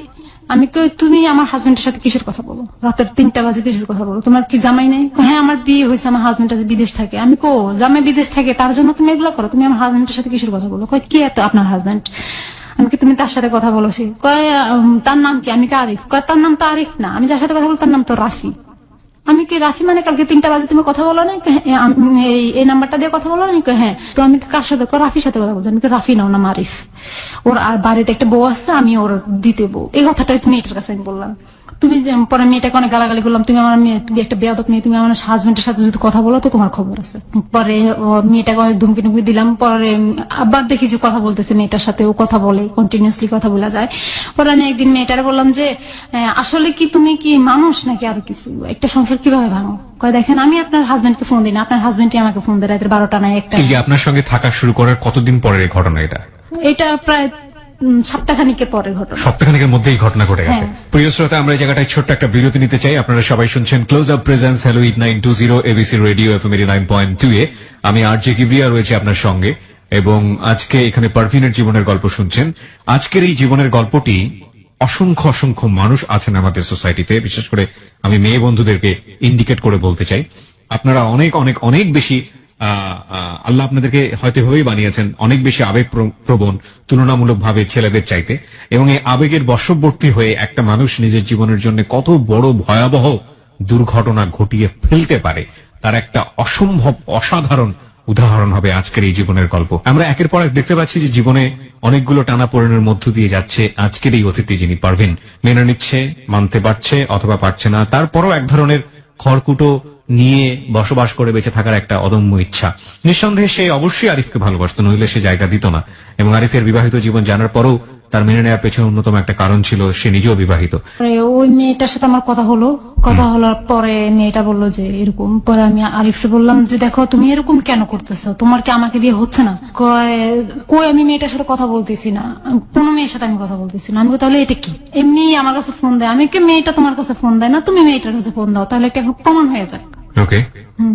পরে বলতেছে কি প্রমাণ? আমি কই তাহলে মেয়েটার কাছে আমি ফোন দেই। আমি মেয়েটার কাছে ফোন দিতে গেছি, ঠিক সেই সময় সে আমাকে একটা থাপড় দিলাম। আপনি আমাকে একটা জিনিস বলেন, যে আপনাকে বিয়ে করেনি, কন্টিনিউয়াসলি ভাবে অত্যাচার করছে, চাকরি থেকে ভাগাই নিয়ে আসলো, সেটাও আপনি মেনে নিলেন। এগুলো অত্যাচার আপনি কেন মানতেন ওর? এগুলো অত্যাচার আমি মানতাম, তাকে অনেক ভালোবাসি। আপনি মেনে নিলেন। এগুলো অত্যাচার আপনি কেন মানতেন ওর? এগুলো অত্যাচার আমি মানতাম, তাকে অনেক ভালোবাসতাম, অনেক এতটাই ভালোবাসতাম যে আমি আমার নিজের চেয়ে ওকে বেশি ভালোবাসতাম। আমি that is the ultimate true answer. প্রিয় শ্রোতা, যাকে মানুষ ভালোবাসে তার শত অন্যায় চোখে পড়ে না, কেন জানি পড়ে না। কিন্তু কথা হচ্ছে অন্যায়েরও একটা লিমিট থাকে। লিমিটলেস অন্যায় সত্যি সত্যি কি ভালোবাসাকে বাঁচিয়ে রাখতে পারে শেষ পর্যন্ত?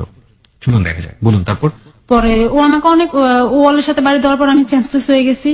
পরে চেঞ্জলেস হওয়ার পরে ও আমাকে হুশ করছে, হুশ করার পর আমার কিচ্ছু মনে নাই। ওর আগে যে ও আমাকে কি করছে আমার কিছুই মনে নাই, কিভাবে আমি এভাবে হয়েছে সেটা আমার কিছুই মনে নাই। আমি শুধু এতটুকু আমার খেয়াল আছে যে আমার মাথার উপর পাড়াই ধরছিল, মাথার উপর পা রেখেছিল, মাথার উপর পা দিয়ে উঠে দাঁড়াইছিল, এটাও আমার মনে, এতটুকু আমার মনে আছে। পরে আমি বললাম যে আমি নিচে শুয়ে, পাকার ভিতরে শুয়ে রয়েছি কেন? তুমি পড়ে গেছিলা। তারপরের দিনও বাড়িতে এসছে, আমাকে বলতেছি কে, আমি একটু মোহাম্মদপুর যাবো। আমি কেন? কয় আমার বন্ধু আসে, ওর সাথে দেখা করবো। ঠিক আছে যাও। ও মোহাম্মদপুরের কথা কয়ে ও চলে গেল বাড়িতে। ওর বাড়ির সবাইকে বলে দিল কি ক্যান্সেল হয়ে গেছে ওর ভিসা, চলে আসছে।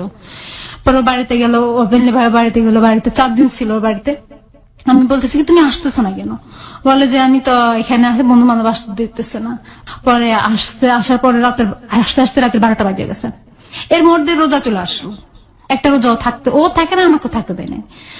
পরে ও রোজার ঈদ গেল, কাপড় চোপড় নিজে কিনলো, ও আমাকে কাপড় চোপড় কিনে দিল না। ওর কাপড় চোপড় কিনা আবার ওর মেয়ের জন্য কাপড় চোপড় কিনা বাড়িতে পাঠিয়ে দিল। পরে সুন্দরভাবে ঈদ কাটলো। ঈদ কাটার পরে বলছিলাম কি তুমি এখন কি করবা? এর মধ্যে ও কি করছে, মেয়েটার সাথে সম্পর্ক না, মেয়েটার সম্পর্কে আপনি জানতে পেরেছেন ততক্ষণে যে মেয়েটা আসলে কোন মেয়েটা, কোথায় থাকে, কি অবস্থা, নাম কি? মেয়েটার কাছ থেকে আমি সব জানা ফেলাইছি। মেয়েটা চিটাগাং যাওয়ার সময়, ফেনী পার হয়ে চিটাগাং যাওয়ার সময় ছাগলনাইয়া নামে একটা জায়গা আছে, ওইখানে থাকে।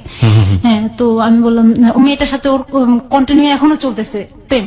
ওর ঝগড়া হয়ে আমি 25টা ঘুমের ট্যাবলেট একসাথে খাওয়া ফেলাই। খাওয়ার পরে আমি সেন্সলেস হয়ে পড়ি। প্রায় 20 মিনিটের মধ্যে আমি সেন্সলেস হয়ে পড়ার পরে আমি আর কি হয়েছে জানি না।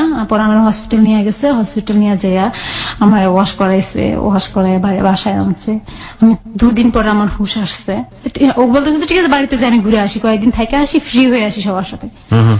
বাড়িতে গেছে, বাড়িতে যাওয়ার পরে ও আর আসতেছে না। তখন ও যখন চলে গেছে 3-4 মাস হয়ে গেছে, ও আসতেছে না। পরে আমি চাকরি করতেছি হঠাৎ করে। আপনি তো তখন চাকরি ছেড়ে দিয়েছেন, আপনার আবার কিসের অফিস? ও যে বাড়িতে যাবে 3 মাস চলে গেছে, 3-4 মাস চলে গেছে, ও আর আসতেছেই না। তখন কি মানে সেটা বুঝলাম, কিন্তু আপনি তাহলে কিসের অফিসে গেছেন? ও আমি আবার গার্মেন্টস চাকরি নিচ্ছি। ওই সময়টাতে আপনি আবার গার্মেন্টসে কাজ হ্যাঁ, আবার গার্মেন্টসে চাকরি নিচ্ছি। আমি এভাবে তো বাসা ভাড়া বাইরে গেছে, 2 মাসের বাসা ভাড়া অলরেডি জমা হয়ে গেছে। কারণ আমি বলতেছি কি ব্যাপার, এভাবে তো চলে তো আমার এখান থেকে বের করে দিবে মানুষ, বাড়িওয়ালার বের করে দিবে, আমি কোথায় থাকবো? পরে আমি চাকরি নিলাম। চাকরি নেওয়ার পর ওর সাথে একসময় লাঞ্চে ঝগড়া হলো। ঝগড়ার পরে আমি ঘুমের ট্যাবলেট খেয়ে ফেললাম 10টা।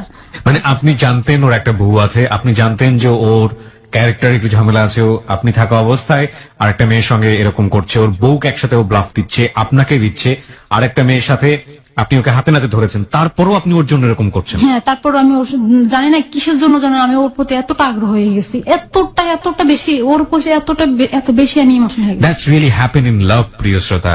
একজন মানুষ যখন একজন মানুষকে লাভ করে তখন তার ভুলগুলো তার চোখে পড়ে না, অন্যায়গুলো তার চোখে পড়ে না। এটা হ্যাপেন। এটা শুধুমাত্র ওর জীবনে সত্য নয়, যারা শুনছেন তারা হয়তো খুব সহজেই সমালোচনায় দিতে পারবেন, কিন্তু এটা ঠিক যে আপনি নিজেকে দেখেও প্রশ্ন করে দেখেন, এবং এরকম মানুষ হয়তো আপনার চারপাশেই রয়েছে যারা ভালোবেসে একের পর এক অন্যায় এবং ভুলগুলোকে মেনে নেয়, কিন্তু সেটার একটা শেষ বোধহয় থাকে। ওকে, বলুন তারপর। পরে আরিফ বলতেছে কি ও চায়, আরিফ উল্টা রানীকে বলতেছে কি যে ও চায় আমার সাথে সারাদিন ফোনে কথা বলার জন্য, ও চায় আমি ওর পাশে আমি সারাক্ষণ বসে থাকি। এটা কি আমার সম্ভব? আমার তো একটা বউ আছে, আমার তো বাচ্চা আছে, ওটাও জানে না, তাহলে ও এমন কেন করে? আরিফ উল্টা আমার দোষ দিতেছে ফোনের মধ্যে রানীর কাছে। তো রানী কাটা দেওয়ার পরে রানী বলতেছে কি দেখ উল্টা আরিফ তোর নামে বদনাম করতেছে, তাহলে তুই ওর জন্য এমন কেন করতেছিস? আমি এত কষ্ট বুঝি না, তোর আরিফ রায় না আমার কাছে। পরে আরিফ আবার ফোন দিছে, রানী বলতেছে তুই তাড়াতাড়ি। আচ্ছা ঠিক আছে, আমি পরের দিন আসতেছি। তা আরিফ আমার এগুলার পরের দিন আসলো। আসার পরে অফিসে আমার একটা পুরো বদনাম হয়ে গেছে। আমি এটা করছি যে ও এমন করছে, ও একটা লিডার হয়ে, কোয়ালিটির একটা লিডার হয়ে যদি এমন করে, তাহলে ওর আন্ডার যারা চাকরি করে তারা কি করবে? পরে একটা বদনাম হয়ে গেছে আমার। আমি অফিসে আর যাই আমার তার মানে মুখ দেখাইতে পারতেছি না, এমন একটা অবস্থা হয়ে গেছে। পরে আমি ও আরিফ আসছে, আয়সা বলতেছে তুমি এমন করতে পারো না। পরে আমি আবার কি করছি, ও যখন আসতেছে না, আসতে দেরি হইতেছে, পরের দিন আসতে বলতেছে, আমি কেন আজকে আসবে, আমি কি করছি আবার ব্লেড দিয়ে আমার হাত রাখছি, হাত আইকে একদম অনেকটা আঁকছি, মানে এই যে দাগগুলো এখনো আছে আমার হাতের মধ্যে, অনেকটাই আঁকছি। তার মানে এখানে এমন ভাবে আঁকছি যে পরবর্তীতে আমার এই জায়গাটা পচে যাওয়ার অবস্থা। ট্রিটমেন্ট নিয়ে ভালো হয়েছে। পরে ও আয়সা দেখছে, ও আয়সা দেখায় হালকা চোখে পানি ছাড়তেছে যে তুমি এমন করছো কেন? আমি দেখো আমার পৃথিবী সবকিছু একদিকে, তুমি আমার একদিকে। আমি সব তো ওর বউ কি এটা জানলো যে আপনি এরকম করতেছেন? ওর যে বউ ছিল না, তার কাছে কি খবর এগুলো পৌঁছাতো? না, ওর বউর কাছে খবর এগুলো পৌঁছায় নাই। ওর বউর সঙ্গে আপনি কথাও বলেননি ওই সময় পর্যন্ত? না, আর কথা বলি নাই। বলুন তারপর। পরে ওর বউ জানতো যে ও ঢাকা চাকরি করতেছে। চাকরি করছে? আমি ওর জিজ্ঞাসা করলাম যে আরজু কি জানে? কয় আরজু জানে আমি ঢাকা চাকরি করতেছি। বউয়ের নাম ছিল আরজু? বউর নাম ছিল আরজু। আরজু জানে আমি ঢাকা চাকরি করতেছি। আমি পরে এক পর্যায়ে ও আমার জন্য কান্নাকাটি করে, কান্দে, চোখের পানি ছাড়ে, বলতে যে কি যে তুমি এমন করো কেন? আমি দেখো তুমি আমার সবকিছু, আমি সবকিছু সবার বিরুদ্ধে যাই আমি তোমার কাছে, আমার আত্মীয় স্বজন কেউ চায় না আমি তোমার সাথে সম্পর্কটা রাখি, আমার আত্মীয় স্বজন সবাই আমার বিরুদ্ধে চলে গেছে, কেউ আমাকে দেখতে পারে না, এখন আর শুধু তোমার সাথে সম্পর্ক করছি বলে। আমার মাও আমার সাথে এইবার আইসা দেখে গেল, যা দেখে গেল আমার মা, তা দেখে আমার মা অনেক কষ্ট পাইছে। আমি তোমার জন্য এগুলা করছি, আমার মা দেখে গেছে আমি একটা পাগলের মতো হয়ে গেছিলাম, তাহলে তুমি আমাকে ছাড়া কেন যাও? মানে দেখো আমি তো ওদেরকে ওখানে মানাইতে হবে, ওরা যেহেতু জানা গেছে আমি বিদেশ ভিসা ক্যান্সেল করে বাংলাদেশ চলে আসছি, তাহলে ওদেরকে আমার মানাইতে হবে না আমি ঢাকায় চাকরি করতেছি, 2 দিন পর বাড়িতে না যাইলে ওরা বলবে যে নিশ্চয় ও ঢাকা কিছু একটা করছে, তাহলে ও আর বাড়িতে আসে না কেন? ওদেরকে যেন ওরা যেন বুঝতে না পারে। আমি কি আচ্ছা কোনোদিন যদি এমন হয় যে আরজু তোমাকে আমার কাছ থেকে নিয়ে গেছে, তখন তুমি কি করবে? কয় না, আরজু তোমাকে আমার কাছ থেকে নিতে পারবে না, কারণ আরজু জানবে না যে তুমি আমার জীবনে আসছো। আমি আচ্ছা ঠিক আছে। পরে এভাবে চলতেছে প্রায় বছর। মানে আপনি মেনে নিয়েছিলেন যে ওকে আপনি বিয়ে করবেন না, এভাবেই সংসার করবেন, এভাবেই ওকে করবেন। আমি অনেকবার বলতেছি যে তুমি বিয়ে করো আমাকে, কিন্তু তারপরে ও তো আপনাকে যেহেতু বিয়ে করছে না, সুতরাং আপনি এটা মেনে নিয়েছিলেন। সামহাও ও থাকুক আমার লাইফে, যে কোনো ভাবেই হোক ও থাকুক। হ্যাঁ। এবং ওর আগের স্ত্রী নিয়েও আপনি কিছু বলতেন না, ওনাকে কি ডিভোর্স দেওয়ার কথা বলতেন আপনি? হ্যাঁ, আমি ওকে অনেকবার বলছি যে তুমি আর ও কি বলতো যে আমি ডিভোর্স দিব? ও বলছে যে না আমি সবকিছু ত্যাগ করতে পারবো, আর যুগে ত্যাগ করতে পারবো না। আমি কেন ত্যাগ করতে পারবো না? কারণ যেহেতু আমার ওখানে একটা মেয়ে আছে, আমার মেয়েটার দিকে তাকায় আমি এটা করতে পারবো না, কারণ আমার মেয়েটা মা হারাবে, বাপ হারাবে, কিরকম দেখাবে? ওটা মেয়ে মানুষ, ছেলে হলে একটা কথা ছিল। আর হলো কি ওর বাপ আমার কাছে অনেকগুলো টাকা পাবে, আমি তো ওকে যদি তালাক দিতে হয় আমার কাবিনের টাকাটাও দিতে হবে, প্লাস আমি ওর বাপে আমাকে যে টাকাগুলো দিছিল বিদেশ যাওয়ার জন্য প্রায় 3-4 লাখ টাকা দিয়ে দিছে, ওগুলো দিতে হবে। তা আমি ওকেও তালাক দিতে পারবো না, টাকাগুলো দিতে পারবো না। যেহেতু টাকাগুলো দিতে পারবো না, তাহলে আমি ওকে তালাকও দিতে পারবো না। আচ্ছা ঠিক আছে, তাহলে টাকা যখন হবে তোমার হাতে তখন তুমি ওকে দিও, তালাক দিও। আচ্ছা ঠিক আছে, দেবনি। এভাবে চলতেছে। ওদের সম্পর্ক ভালো ছিল না, স্বামী স্ত্রীর সম্পর্ক ভালো। ও আমাকে বলতো যে ওদের সম্পর্ক ভালো ছিল না, ওর বউ নাকি ওকে টাচ করতে দিত না, ও নাকি ওর বউর কাছে এভাবে বলছে, মানে সম্পর্ক সামহাও ভালো ছিল না। ওকে, আপনার কাছে সেভাবে উপস্থাপন করেছে। পরে এইভাবে চলতেছে প্রায় 2 বছর চলে গেছে এভাবে ঢাকায় একসাথে, আমাদের 2 বছর চলে গেছে। 2 বছর চলে যাওয়ার পরে ও কি করছে, আমার বলতেছে যে এখন তো এখানে এভাবে সম্ভব না, তো একটা কাজ করি, আমি মোহাম্মদপুর যে একটা চাকরি করি। ওই যে হারুনের কথা বলছিলাম, ওই হারুন ছিল আরজুর চাচাতো ভাই। পরে আমি ওর কাছ থেকে শুনলাম যে আমি কোথায় যাবো, হারুনের কাছে। আমি হারুন তোমার কি হয়, সত্যি করে বলো তো? বলে হারুন হয়েছে আরজুর চাচাতো ভাই। আমি তো সজীব, সজীব আমার খালাতো ভাই। আমি কই তো সজীব জানতো না তোমার যে বউ আছে? হ্যাঁ আছে, জানতো। আমি কই তাহলে জানতো, ও আমাকে বলে নাই কেন যে তোমার বউ আছে? ও আমাকে বলে নাই কেন? আমি মানা করছি। আমি কই তাহলে হারুন বলে নাই কেন তোমার যে বউ আছে? ওকেও আমি মানা করছি। তাহলে এই 2টা মানুষ জানতো যে তোমার বউ আছে, তাহলে তারা তোমার সঙ্গে আমাকে দেখছে, তোমার সঙ্গে কতটা প্রি আমার সেটাও দেখছে, তাহলে আমাকে একটা বারের জন্য কেন বলে নাই যে তোমার বউ আছে? এবং তোমার বউ আমাকে বলে নাই তোমার, তাহলে তোমাদের কি প্ল্যান ছিল? আমাকে নিয়ে কি প্ল্যান ছিল? তোমাকে তো চিন্তামই না, কিসের প্ল্যান ছিল? আমি তো তোমাকে তো আমি চিন্তাম না, তোমার আমার বয়সে আমি দেখি নাই কোনোদিন। তাহলে তুমি পরিচয় হওয়ার আগে তাহলে তুমি কেন এটা করলা? তোমাকে আমার প্রথম থেকে ভালো লাগছে তার জন্য। ঠিক আছে, ভাবে চলতেছে। 2 বছর চলে যাওয়ার পরে বলতেছে চাকরি করবো। ঠিক আছে, যাও চাকরি করো। বলে ও চাকরি আর করে না, ও বাড়িতে চলে গেছে। ওর সবকিছু নিয়ে বাড়িতে চলে গেছে। এখান দিয়ে আমি ওই যে ওই চাকরি করতেছি, আজকে অসুস্থ, কালকে অসুস্থ। এর মধ্যে আমি আবার 3বার কনসেপ্ট করে ফেলে, 3বারই ও আমাকে এমআর করায়। আপনার প্ল্যান কি ছিল? আমার প্ল্যান ছিল আমি বাচ্চা নিব। কারণ বাচ্চা নেন, বিয়ে তো হয়নি। কারণ আমার খেয়াল ছিল যে আমার একটা ছিল যে আমি যদি বাচ্চা নেই তাহলে ও বাচ্চাটা না আমাকে বিয়ে করবে। আর যেহেতু ও যদি বিয়ে করার পরে যদি বলে যে এই মেয়েকে আমি চিনি না, তাহলে আমার প্রথম প্রমাণ হয়েছে আমার বাচ্চা। এটাই ছিল আমার সবচেয়ে বড় প্ল্যান। তো আমাকে বাচ্চা নিতে দেয় নাই। পরে ও চাকরি করতে চলে আসছে, 2 বছরের পরে চাকরি করতে চলে আসছে। আমি চাকরি করতেছি, হঠাৎ করে আমি অসুস্থ হয়ে যাই। অসুস্থ হয়ে যাওয়ার পরে আমার চাকরি আমি ছেড়ে দিই। আমাকে এখন চাকরি করব না, আমি নিজেকে সুস্থ করব। পরে আমি অফিস করতে পারি না, আজও গ্যাপ দেই, কালো গ্যাপ দেই। তো আমাকে কয়দিন ছুটি দিবে এভাবে? চাকরি ছেড়ে দেই। পরে বাসা ভাড়া জমে গেছে, 4 মাসের ভাড়া জমে গেছে। বাকি দোকানে প্রায় 9,000 টাকার মতো হয়েছে বাকি করতে করতে। এই সময়টাতে ও থাকে না আপনার সঙ্গে? না, ও থাকে না। তো সবাই বলতেছে কি যে তোর স্বামী তোরে ফালাইয়া চলে গেছে। সবাই বলতো, এটা চারপাশের লোকজন জানতো আপনার হাজবেন্ড? হ্যাঁ, হাজবেন্ড তোকে ফালাইয়া চলে গেছে, 2 দিন থাকছে, থেকে চলে গেছে। তার মানে ও আসছে মধু খাওয়ার জন্য, এভাবে বলছে যে মধু খাওয়ার জন্য আসছে, তারপরে চলে গেছে। এখন আমি এটা মাইনে নিতে পারতেছি না যে ও মানুষ আমাকে, চারপাশের মানুষ আমাকে কি বলছে। প্লাস এখানে একটা কথা আপনার, তারপর পরে সবাই মানে বলতেছে, এগুলো বলতেছে, আমি আর সহ্য করতে পারতেছি না। পরে ওরা ফোন করে বলে যে কি যে এই বলে, তো এই বলে আমি কি করবো? ও ও বলতেছি কি আমি কি করবো, আমি কিন্তু তাহলে তুমি কি আমাকে ফালায় চলেই গেলা সত্যি সত্যি? বলে যে না তুমি দেখো তোমার মনে শক্তি রাখো। আমি কিভাবে আমি শক্তি রাখবো, আমার চারপাশের মানুষ নিয়ে আমার বাঁচতে হবে। তাহলে আমি চারপাশের মানুষে আজকে একজন বলবে কালকে 10 জন বলবে, আমি কিভাবে শুনে এগুলো বেঁচে থাকবো, এগুলো তো আমার পক্ষে বাসা সম্ভব না এভাবে। পরে বলে যে আচ্ছা দেখো আমি আসবো তোমার কাছে আসবো, আচ্ছা ঠিক আছে আসো। পরে ও বাড়িতে চলে গেছে, আমি জানতাম যে ও মোহাম্মদপুর আছে আসলে ওই বাড়িতে। পরে আমি ওর আশেপাশের মানুষের কথা শুনি কি ব্যাপার মোহাম্মদপুরে নোয়াখালীর মানুষ কোথেকে আসবে। তারপর আমি বলতাম যে তুমি বাড়িতে তুমি আমার সাথে মিথ্যা কথা বলতেছো। ওগুলা বললো আমার সাথে মোবাইলে অনেক অনেক খারাপ খারাপ যেগুলা বলার বাইরে এত গালাগালি করতো আমারে।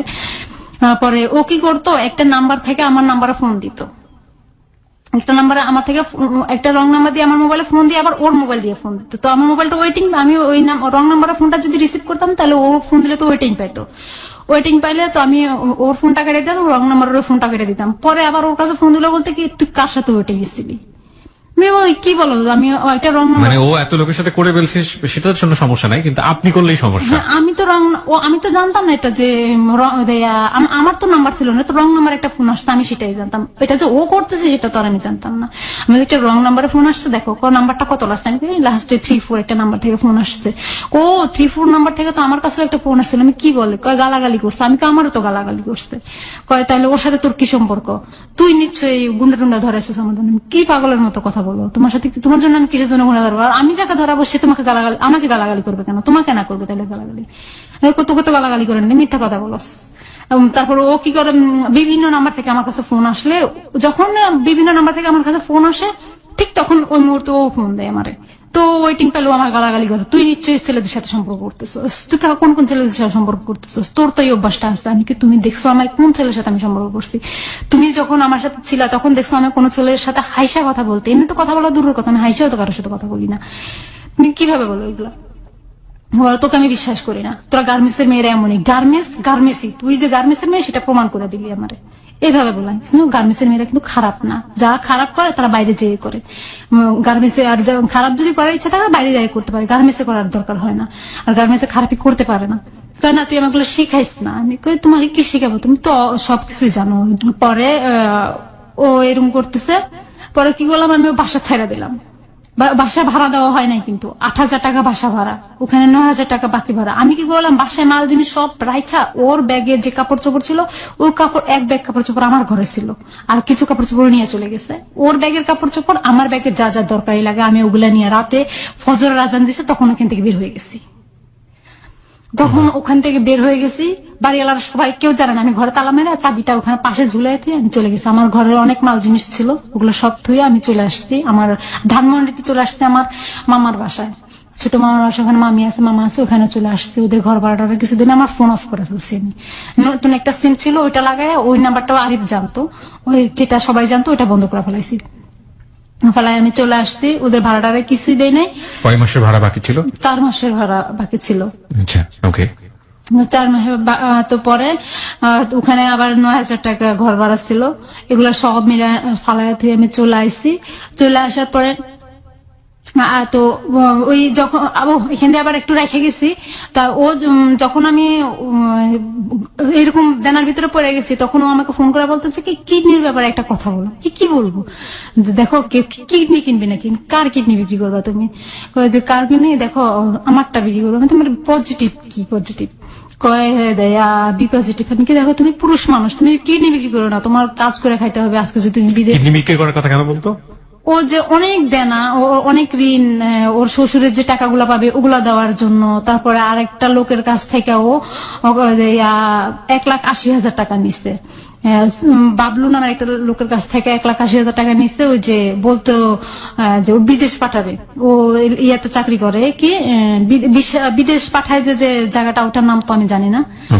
ওখানে নাকি ভিসার ব্যবসা করে, যে দালাল যাকে বলে, বিদেশের দালাল যাকে বলে, ও নাকি ওইটার কাজ করে। আসলে মিথ্যা কথা, ওটা পুরাটাই আমার সামনে কথাগুলো বলতো যে বাবলু ভাই আমি আপনাকে ওই বাবলুকে প্রচুর টাকা ঋণ এবং ওটা ও কিডনি বিক্রি করে পরিশোধ করতে চায়। হ্যাঁ, আচ্ছা। পরে দেয়া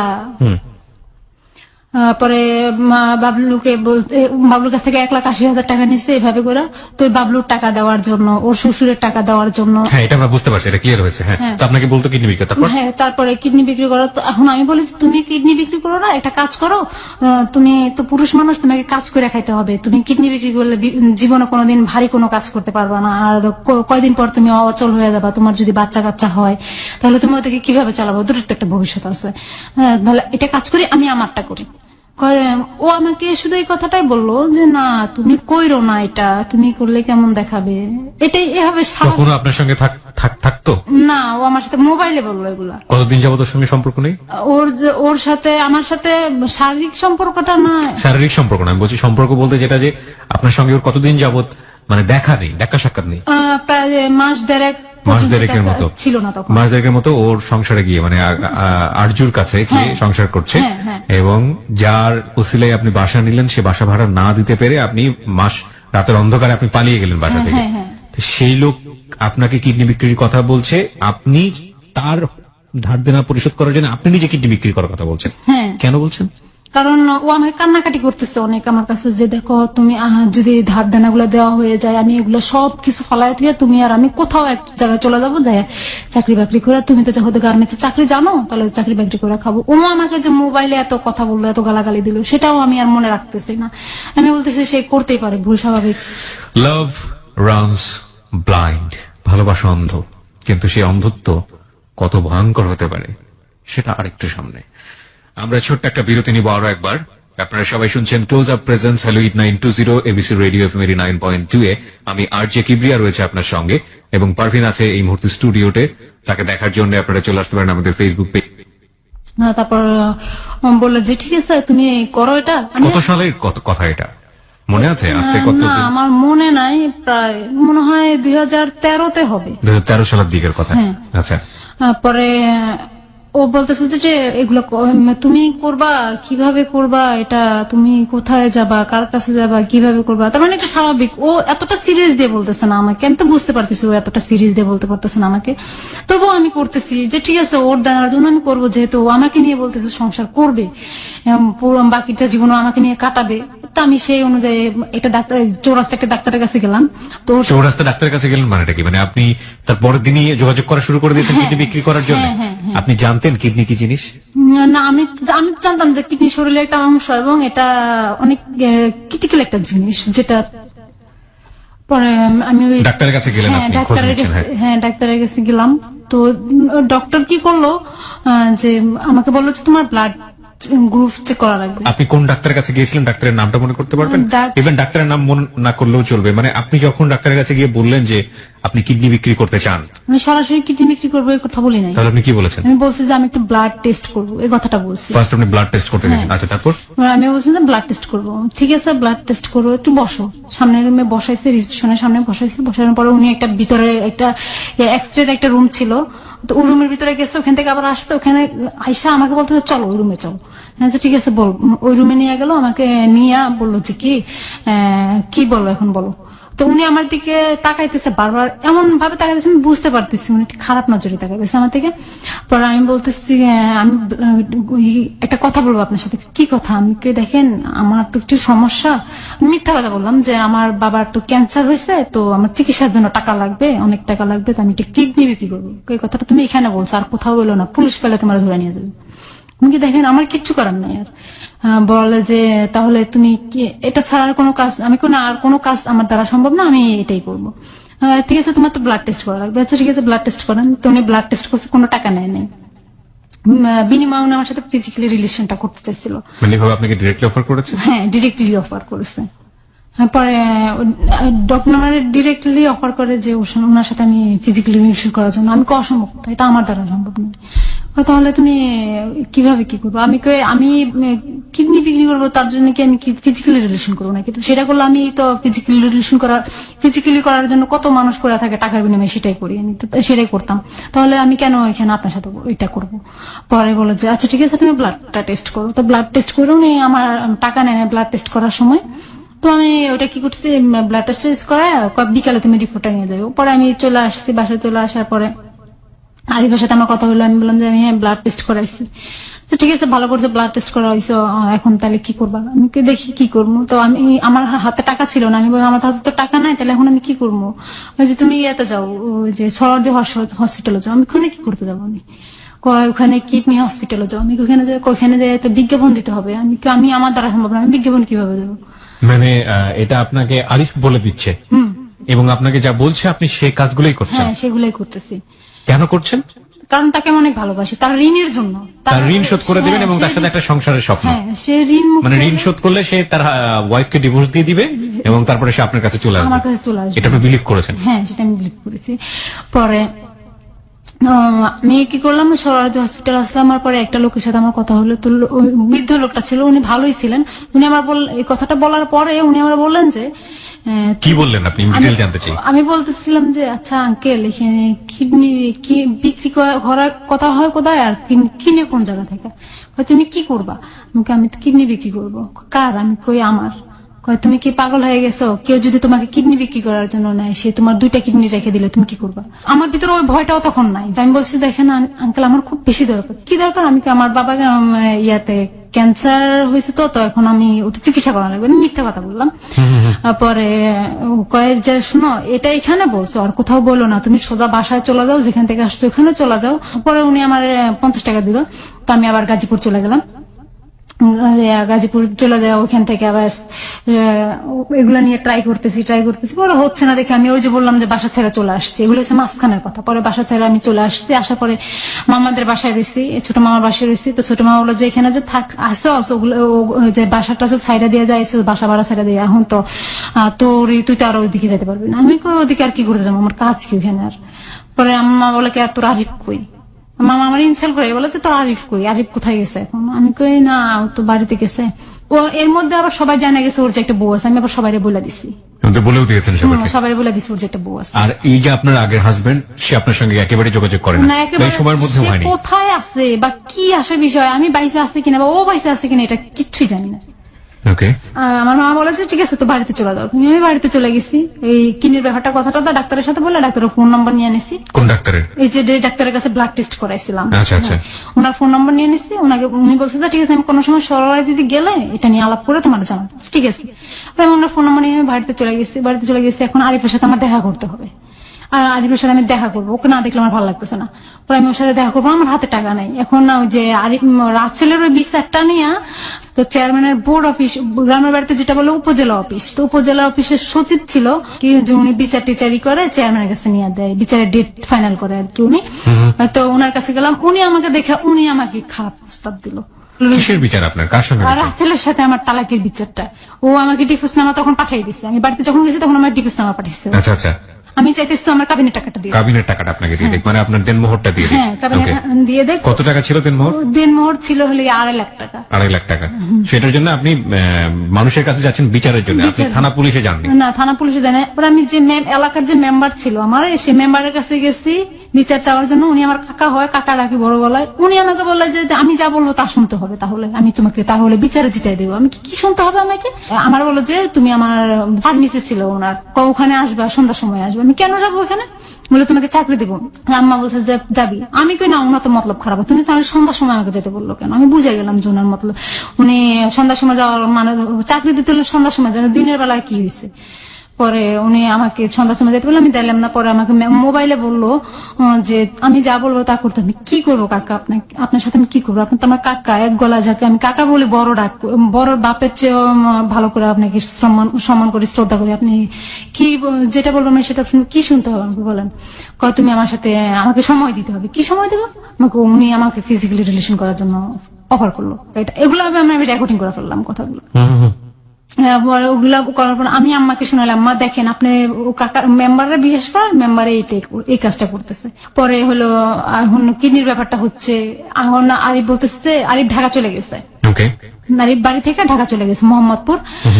ঢাকা চলে আসার পরে ও বলতেছে কি এখন কিডনির ব্যাপারে একটা ট্রাই করতেছে। ও আমার গ্রুপটা জানছে, যায় না, ও ট্রাই করতেছে, বিভিন্ন হসপিটালে যেতেছে, ট্রাই করতেছে এটা নিয়ে। ও নিজেও ট্রাই করছে? হ্যাঁ, ও নিজেও ট্রাই করতেছে। তো আমার বললো যে কি একটা কাজ করো, ঢাকায় আসো তুমি। আমি বাড়ি থেকে ঢাকা আসলাম। আসার পরে ওই যে ও কি করলো, আমারে নিয়ে বসে বসে কিছু লিখলো আমার গ্রুপ দিয়া আর আমার ফোন নম্বর দিয়া এই যে একটা লিখলো, ও কয়েকটা পোস্টার লিখলো। আচ্ছা। হ্যাঁ, অনেকগুলো হাতে লেখা পোস্টার লিখলো, এখানে একটা ঘাম কিনলো।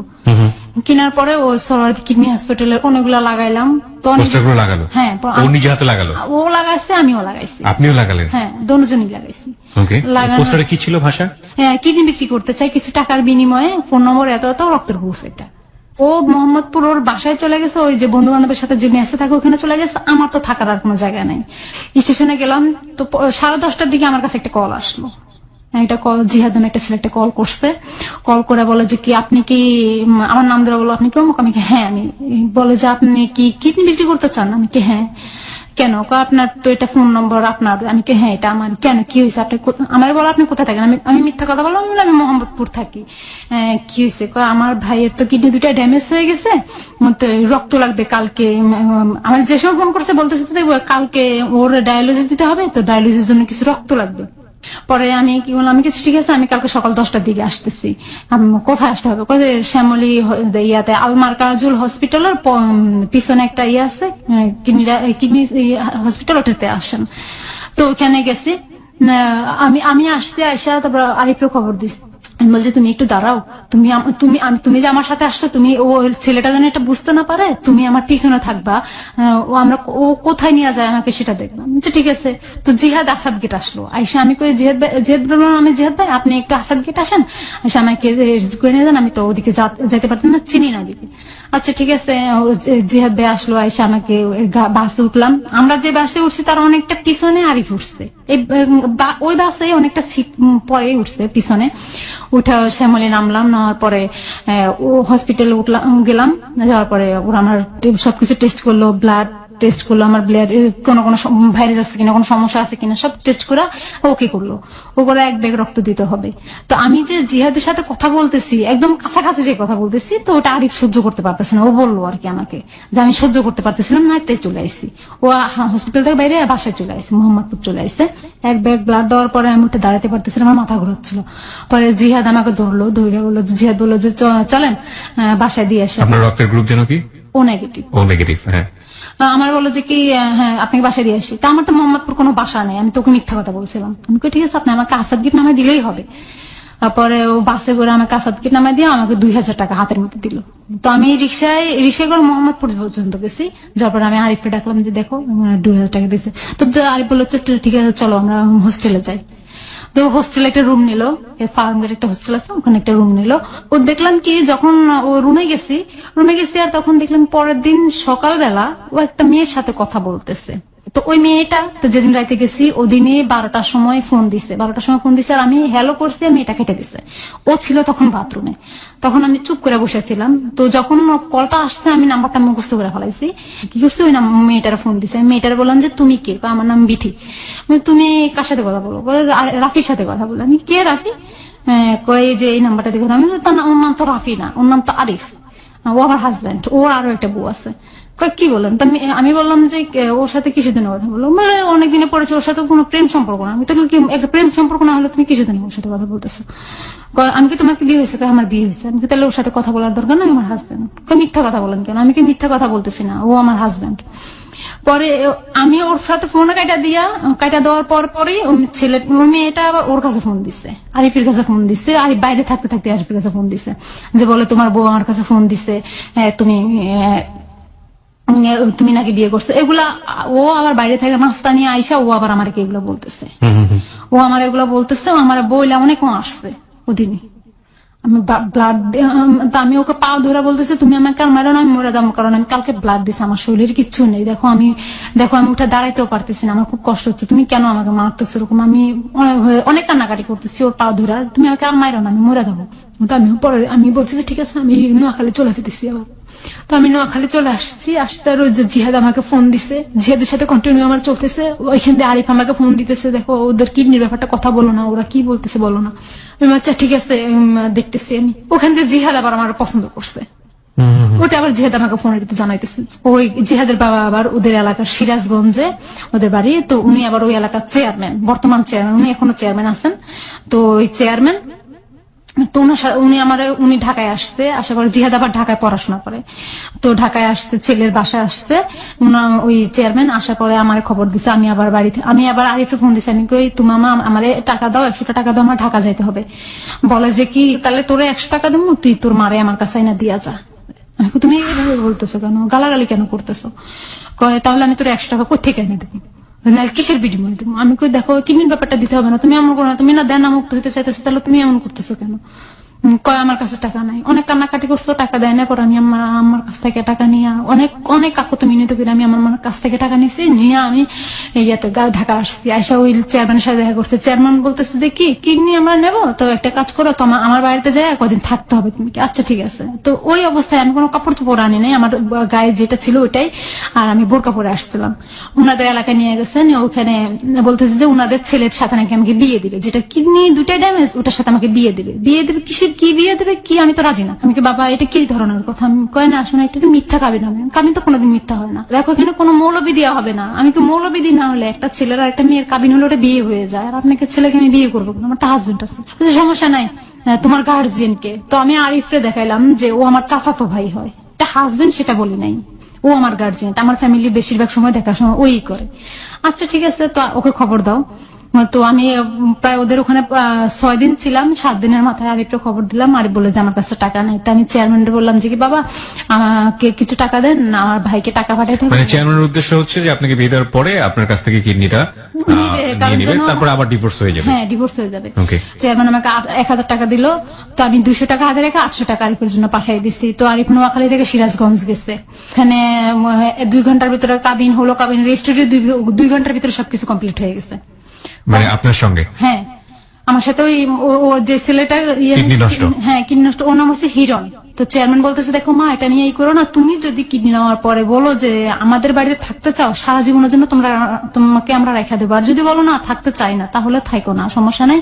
এটা আমি বললাম যে আচ্ছা বাবা এটা কিসের জন্য করা হয়েছে? কয় দেখো এটা উকিলে এটা করা হয়েছে এই মাধ্যমে যেন পুলিশি কোনো ঝামেলা করতে না হয়। স্ত্রীর স্বামীকে কিডনি দিতেছে, এটাই কোনো ঝামেলা। আর টাকার লেনদেনটা কারোর কাছে বলবা না, সেটা তোমার ভিতরে আর আমাদের ভিতরে। টাকার লেনদেনটা কতদিন ছিল? 4 লাখ টাকা। এটা যখন আপনি ওদের সঙ্গে ডিটটা করছেন, ইন্টারভিউটাও করে ফেললেন, আপনার পক্ষ থেকে সাক্ষী কেউ ছিল? সাক্ষী ছিল আরিফ। আর এছাড়া পরিবারের অন্য কেউ জানতো না? আমার পরিবারের কেউ জানতো না এই ব্যাপারটা। ওকে।